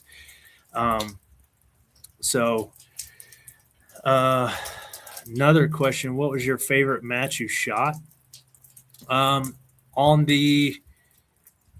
think that's my brother, actually. What's up, buddy? Yeah, that's my brother. What's up, buddy? So my favorite match that I've ever shot, oh man, all of them are my favorite, to be honest with you, because that's my competitive drive. That's my passion. But for the service rifle side, I will say inner service is probably one of my favorites, because it is all branches testing their skills against each other. And then also all the branches in inner service is, it's just a match to some people. But what I really like to stress is that all the branches have to stay together, because if one of them falls off and decides they're never going to do that again, well, that's on the fast track to dying. not physically, but the sport. You know what I mean? So that's one thing that we try to stress to all of the branches is that it is very important that we all stay together and stay shooting this, because it's not about us just shooting and competing. It's one of our big missions is to give back to the force and to enhance lethality across the force. So if these sports start dying for whatever reason, well, then that really hurts our main mission, which is increasing that lethality to make our force even stronger.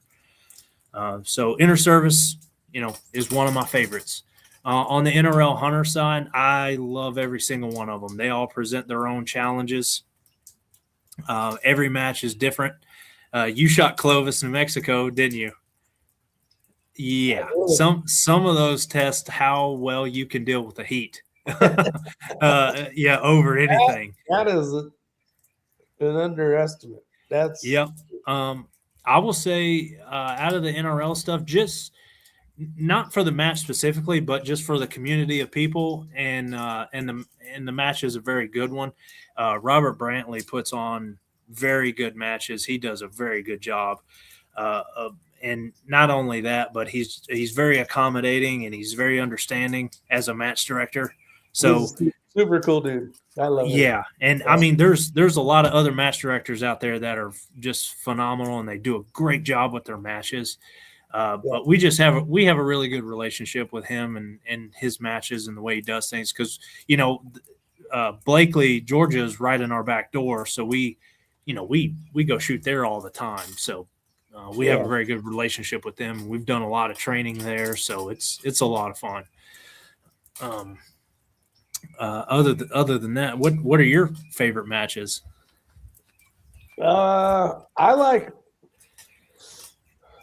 See, when I say favorite matches, like I used to rate every match. So like a video, I would rate them. Remember how NRL Hunter would have like how physical it was, how easy the targets. Like they do the 5-star, the highest level. Yeah. I used to add trophies. How cool the trophies were, how good the meals were, how good the prize table was, and how the match directors and ROs did. Yeah. And I would rate everything but the ROs and match directors on stars. So, like, if they had the coolest prize table I've ever seen, they'd get a 5-star. And I'd rate them with that. So things are different. You give them like a Yelp review? Kind of, yeah, basically a Yelp review. Yeah.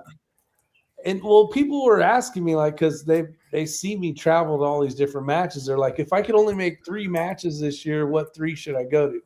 And I used to tell them the Cody, Wyoming one, and then it'd be like, there's been so many, but like Madras was really cool, Julietta was really cool. A lot of that though has to do with beauty of what you get to see. I mean, like the Alaska one was badass because you're in the middle of Denali Park. So, but it's on the beauty of it. It's not on like how good the match directors did. I rate it on what you get to see when you're out hiking. You know what I mean? Going to the next. Oh day. Yeah. Like, Julietta was probably my favorite for that. Yeah, it was pretty as hell. So that's how I rate those. Unfortunately, there's some places I've been that are very flat and nothing to look at. You know what I mean? I don't want to get into locations, but those states. Mm-hmm. And it's like, well, it's a cool match. The match directors did really good. ROs, prize table is awesome, but it's just fugly looking. You know what I mean? There's just nothing to see but nothing. It's all flat or boring, but they did a great job doing the match or whatever. So it's hard to tell. But yeah, all my stuff's on beauty of what it looks like when you're hiking around. Oh, so he's going to hit me with another one there. Oh, by the way, I don't know, Nick, I know you're watching now, but let me tell you, buddy, I gave you a compliment earlier. I said you were more accurate than me. Not anymore, but you used to be. What caliber do you mainly shoot, and what gun do you mainly use? That's actually a pretty good question. Thanks, buddy. On the service rifle side, we shoot national match M16s, and that's just he said still am. Uh, Friendly so, competition going on here. oh yeah, looks like you're gonna have to join the AMU. Good luck. Good luck. So on in the service rifle part, we shoot national match M16s, and that is 5.56. We also shoot long range. So when we're shooting in the service rifle category, we have AR-10s. Those are 308. But we also have target shooting guns, which are long range target guns, which are 308, 6.5 by 284, and 7 RSOM. But for the NRL hunter stuff, we shoot 6.5 Creeds. And just to give a little insight on of the dynamic there is for the NRL hunter stuff, like on the team side, we really try to get our guns as close to one another as possible.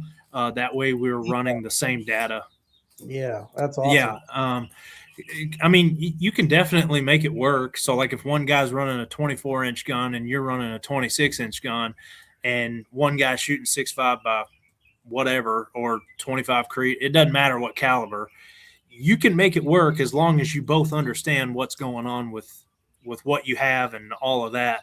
But what we try to do just to make things is, because we have the resources and ability to do so, we try our best to make our guns as close to each other as possible. That way we don't have to use extra words to say yard lines and data at the same time. We can just say what the data is. Yeah. Now, a lot of teams do that too. Yeah, and it's honestly super helpful.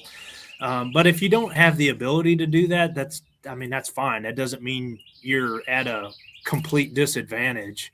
You can still make it work. Plenty of people do. And a good example is if you're shooting a team sniper match where one guy has to run a gas gun and one guy runs a bolt gun, your data is going to totally be different. Yeah, and that's why I say that, because like I've shot Mammoth Sniper Challenge, and I shot a 6XC as a primary shooter, and then my partner was shooting a 223 bolt gun, and that's just because there was those rules in place of who had to shoot what. I didn't have to shoot a 6XC. That's just what I chose. But the secondary, you weren't going to shoot a 223, obviously. Well. So honestly, knowing what I know now, I would probably be paired up with my partner, and we would both shoot the same gun, knowing what I know, just to give it a try. I'm not saying we would win it doing that, but that would have made things super easy, because when we did shoot Mammoth, there was, when we would miss targets, it would be hard to understand what happened. And when you're both shooting the same gun, you can understand, like, okay, you didn't run enough wind. Or you misranged it or misdialed it or whatever the case is. Some of those errors can be fixed just by understanding what your partner's shooting and stuff. So, makes sense. Yeah, so with the sniper stuff, like, they shoot different calibers, different guns. One will shoot a bolt gun, one will shoot a gas gun. Like, you'll be completely successful doing that stuff. Not saying that everything has to match up, because that's just not reality all the time. So. Definitely helps, though. Yeah, for sure. And that's one thing I really love, is shooting those sniper matches, but we don't really get around to those. There's just not enough time in the schedule. And then, whenever August rolls around, we're pretty cooked when it comes to shooting, because we've already started training. I mean, here it is February, and we've already started training that stuff. So it's pretty light. We don't just pick up the gun, and I guess this will help some of you all for your training plan as well, is we don't just pick up the gun and just shoot as much as we can, as often as we can. We slowly work our way into it. We start off by getting our guns set up, making sure that that's all good. We make sure that, everything is operational the way that it should be. And then, we'll take our guns out and slowly work into it, build our training up, because the one thing you don't want to do is start early and then just burn it down and shoot as much as possible, as often as possible. And then by the time Camp Perry rolls around, which is in July, August, dude, you're so burnt out, you're so cooked that, there is that thing of diminishing returns. Yeah. And that's one thing that we try to stay honed into is when can we up the level of training, like how much we're training, how the intensity of training, and then when do we back it off? So like we'll up the training, get a little bit more in, get those rapid fire exercises in, or whatever the case is. For the NRL side, we'll run extra stages. We'll do a lot more like positional focus training, or we'll do you know so for the positional training, we'll in these matches, there's sometimes that you get the pressure of time kind of gets onto you, and you're starting to run out of time, and you see people that are just not that confident in their ability to shoot without rear support, so they're eating up time just trying to get that rear support when they could just like get the best position possible, break a good shot, and still get a hit and save some time for the next target or whatever. So I noticed, like, I think one of the ways to get better at stuff is to do more of something, because you're less intimidated. Like if you go to your first match, you're intimidated by everything. You don't really know how the system works. Just trying to find the stage you're supposed to be on, like everything, right? And as you shoot more and more, it becomes a little bit easier. And then you've come across some of the stuff before. You're like, oh, okay, I'm going to set my bag here, do this, and use a rear tripod or whatever the case is.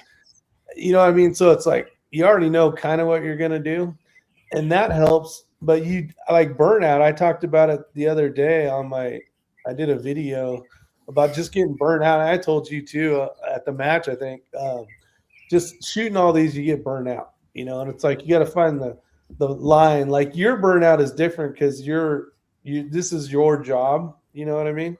Some people don't know that. Like that's your job, is to go shoot and compete and be proficient and good. But like after a while, you shoot so many matches, you kind of get burnt out, right? So it's like finding that fine line of, well, like my last match was my last 2-day match was in Alaska, which was months ago. It was basically before it wasn't my last match.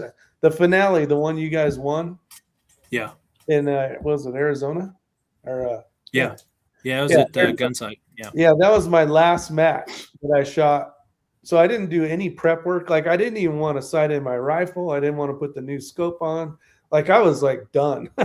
I tried to get out of the match. I tried to, get it sold, and it didn't work out. And finally I told myself I'll suck it up and go do it. And I was lucky enough to get a second, but the more you do that, the less you need to, it's not really the word train, but like all your whole cycle of how you put stuff there, and what I mean, your rhythm, you already have all that. So you can't have little more windows of not hitting it hard when you've done it for a while.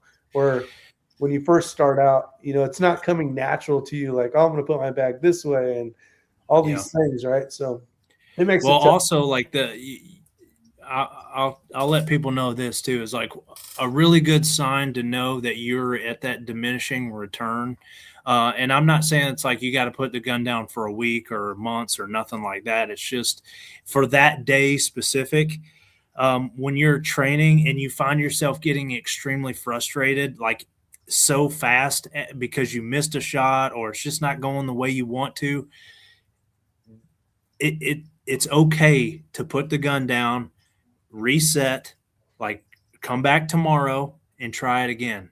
So that's what I had to learn that the hard way, because if it wasn't going my way, or if it wasn't just, if I wasn't cleaning every standing, which that is hard, that's impossible. You can't clean every one of them.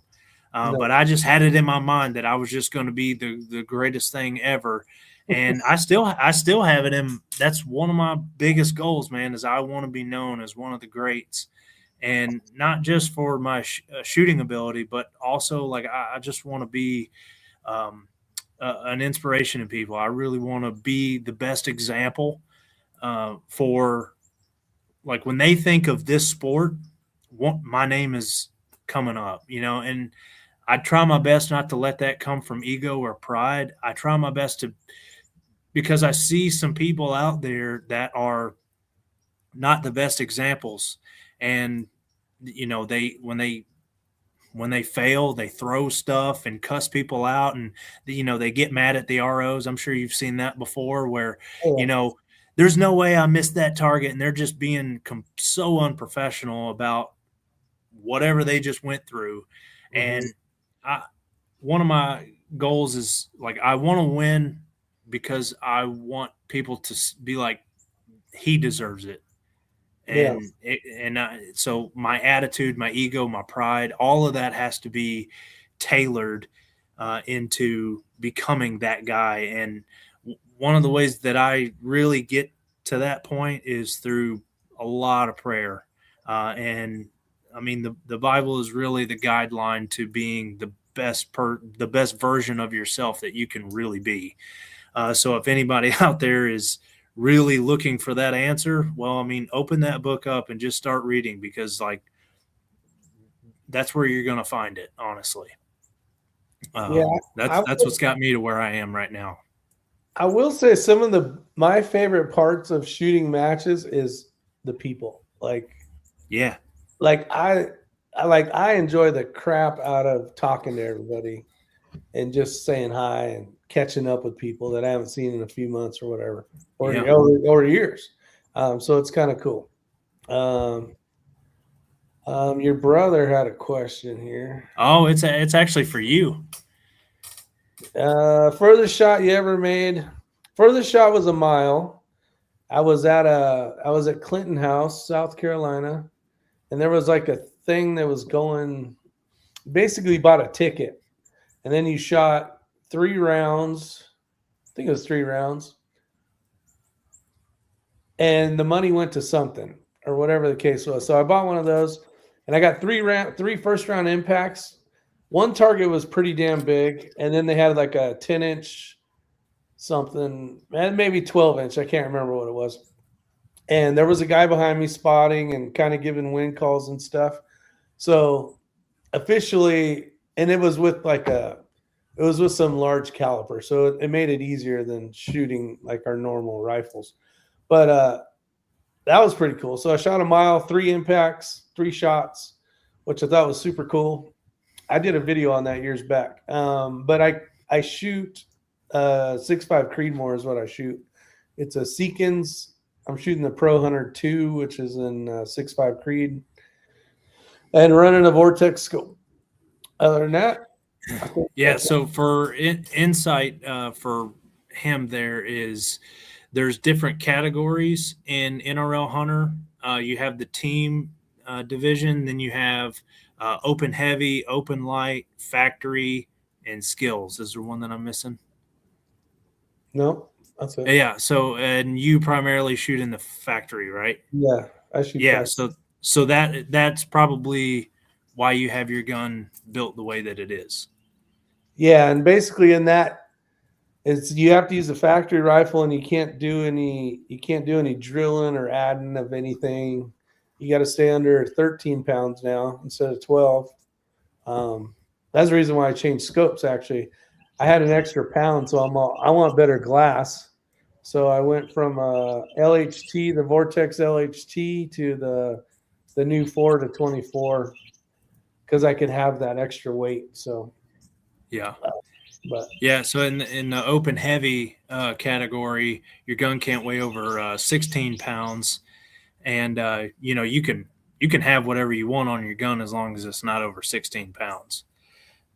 And then the open light is 12 pounds. Same thing. You can do whatever you want as long as it's not over 12 pounds. And then he already explained the factory division, but for skills, that's the enjoyment about this that I like, is when I meet people in the skills division, you can see their excitement for getting into something new. And were you at Steel City last year when the guy showed up in all orange? No. Yeah, he brought nice. He brought his. He didn't know that's what he had. He was a hunter. Yeah, he had no idea. He brought his 30-06 with a simple crosshair reticle, and I don't remember what it was. It was I think it was a Leupold or something, but it was just a simple crosshair optic, and he Yeah. had his Hunter Orange on. I mean, he was ready to go, and he ended up winning the skills division. Nice. And yeah, so I thought that was like super exciting, and I think he's upped his gear since then. There's one guy that I reference a lot, and we met him in Mason Valley, which California. if you really want to test your skills in some heavy wind conditions, go shoot out there at Mason Valley, because that's a good one. But we met him there, and we were trying to shoot this elk at 1,000 yards, and the winds got up to like 60 something miles an hour, but it was gusting. It was crazy. Yeah. Well, this guy, not the same guy, different guy, but he had his 30-06 crosshair reticle, and he ended up getting hits on that elk at 1,000 with that thing. And they're like, "How in the world did you do that?" And he was like, "1 elk up, 3 elk right. That's all I know." Wow. So, yeah, he was cool. the talk of the town. I was RO in a match in Texas with a buddy Lance, and I looked down. You know how like guys getting ready to shoot, they got all their stuff, sitting there. Yeah. And there was a guy with a Mosin Nagant, and he had put on a Night Force rifle. Oh, scope. man. And I'm like, wow. And he did good at our stage. I don't know how he finished or whatever, but it was cool to see that, That is interesting to see a Mosin. Yeah. Oh, man. I looked over because I was behind the binos, and I saw the other guys putting their gear down. I told Lance, I got to get a picture of this shit. This is cool. Yeah, you see some unique stuff in the skills division, Yeah. I was like, okay, wow, that's awesome.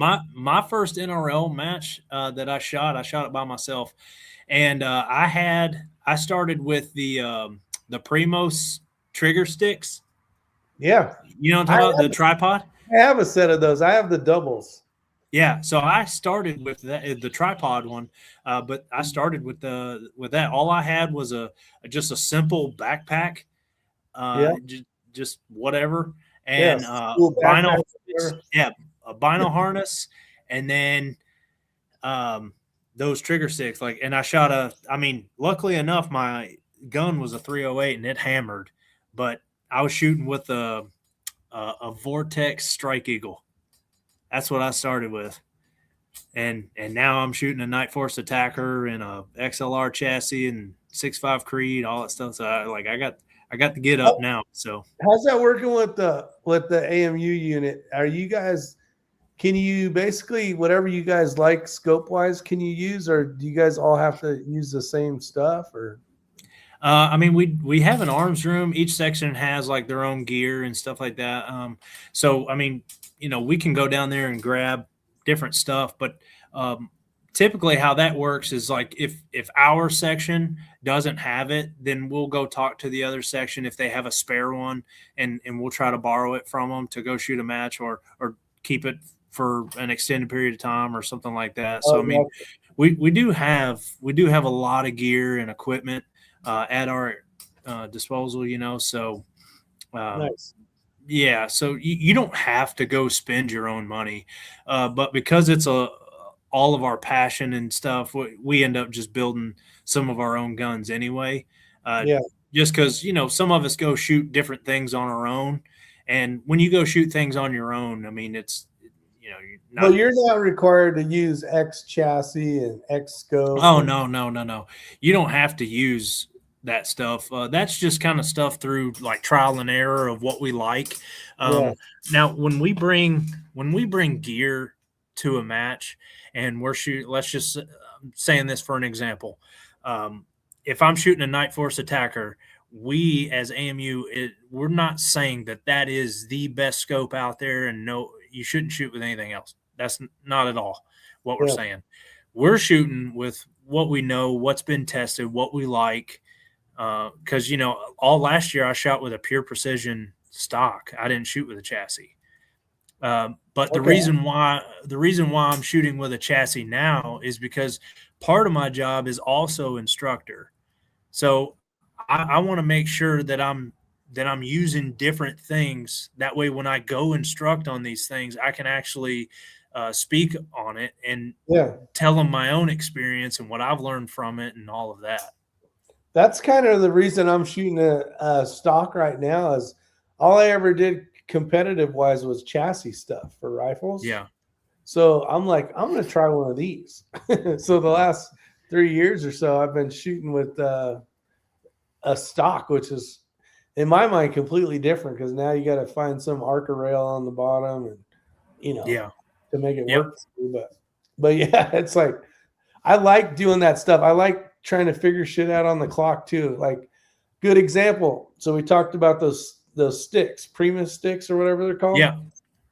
I remember shooting a match somewhere where everything was like you had to be tripod level, and I hate shooting from that height standing, right? Just because Yeah. I I think. have people holding in the rear and stuff. Like if it's lower and I can kneel and use a knee and stuff, then it's not so bad. But I'm like, God, that one time I was at this match, everything was like high. Like you had to, be above the grass or whatever. So I'm going to try these Primo sticks out. And I tried them out in Idaho last year. It wasn't the one Juliet, it was the one they had down south, which they just had another match there for the Pro-Am, Snake River or something they called it. And Right. I ended up using it, and it worked out sometimes in my benefit, and sometimes I was monkeying around with stuff because old Rick got to try it on the clock, right? Don't really spend much time practicing. Yeah. And that was a downfall doing all those matches is I didn't have because like say I'm shooting in Idaho one weekend, I got to be wherever the next weekend. It could be a couple days to get there. I don't really have time to practice. So everybody's like, do you practice? And I go, no, my next match is my next practice session because I didn't have, Yeah. So Well, that's I kind mean, that's one thing that I said earlier of like you can dry fire in your house. There's things that you can, and if you want, actually MDT has on their website, they have like practice targets that you can print out, and on just one sheet of paper, there's a bunch of different targets, and there's a different company that you can order from, and it's all it is a lens cap. That way, at 50 feet, when you're I looking have through your Oh, okay. Yeah. So I use that. indoor shooting what is it? IDSH. I think it's like DFAT is one of them, dry fire, something like that. But I wasn't trying to throw like names out there. I was just saying that there are those things out there that you can put in dry fire in your house. Yeah. Right in Yeah. your house, 12 feet away. Yeah. Somewhere in 12 yards or 12 feet. And you can just sit there in your room and shoot. Yeah. Not shoot, but fake shoot, dry fire. Works good. Works good, actually. It's good practice.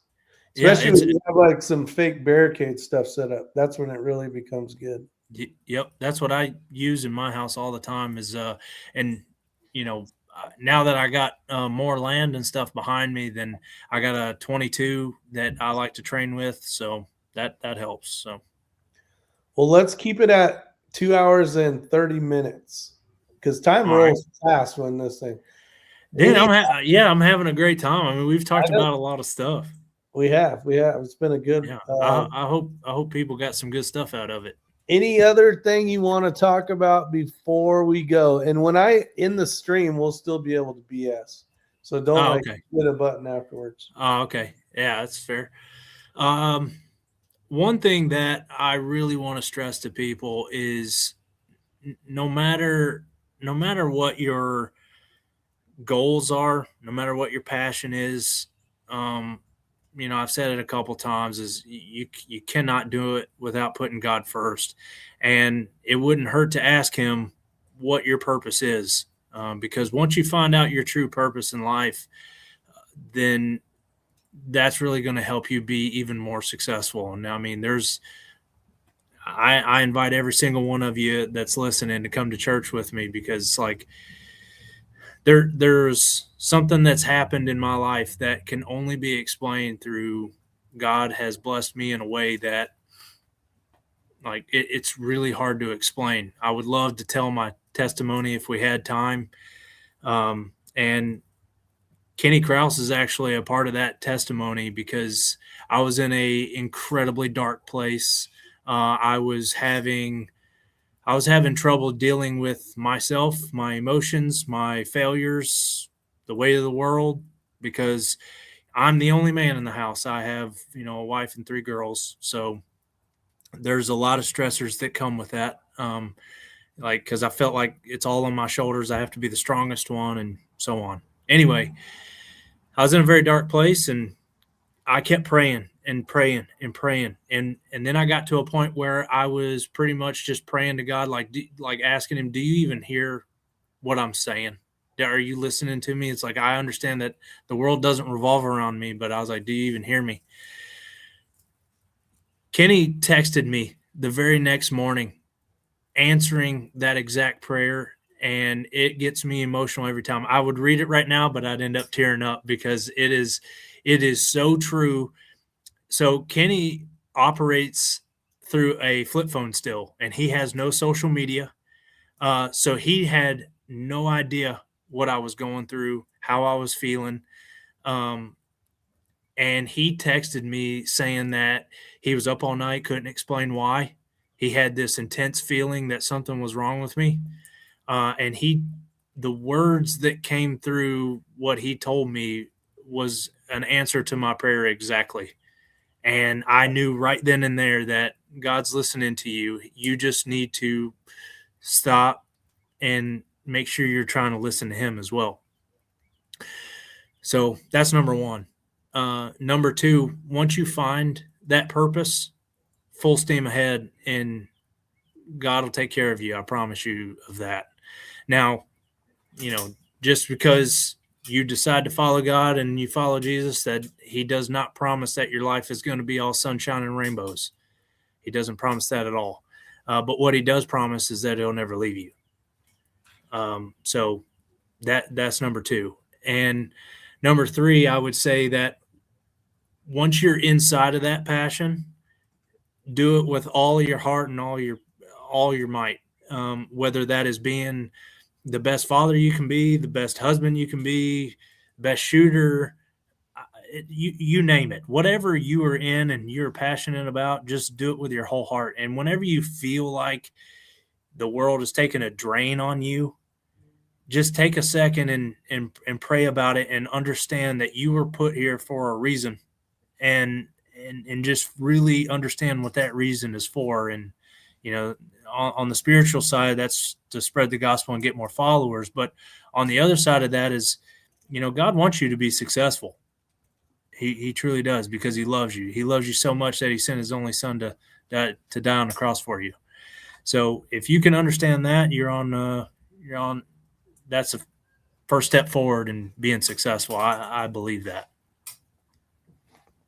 Well said. Amen to that. Yeah. I just got a text here from Bo, which is he still here? Yeah, Fudd with the gun. Yeah. Pictures of some real nice.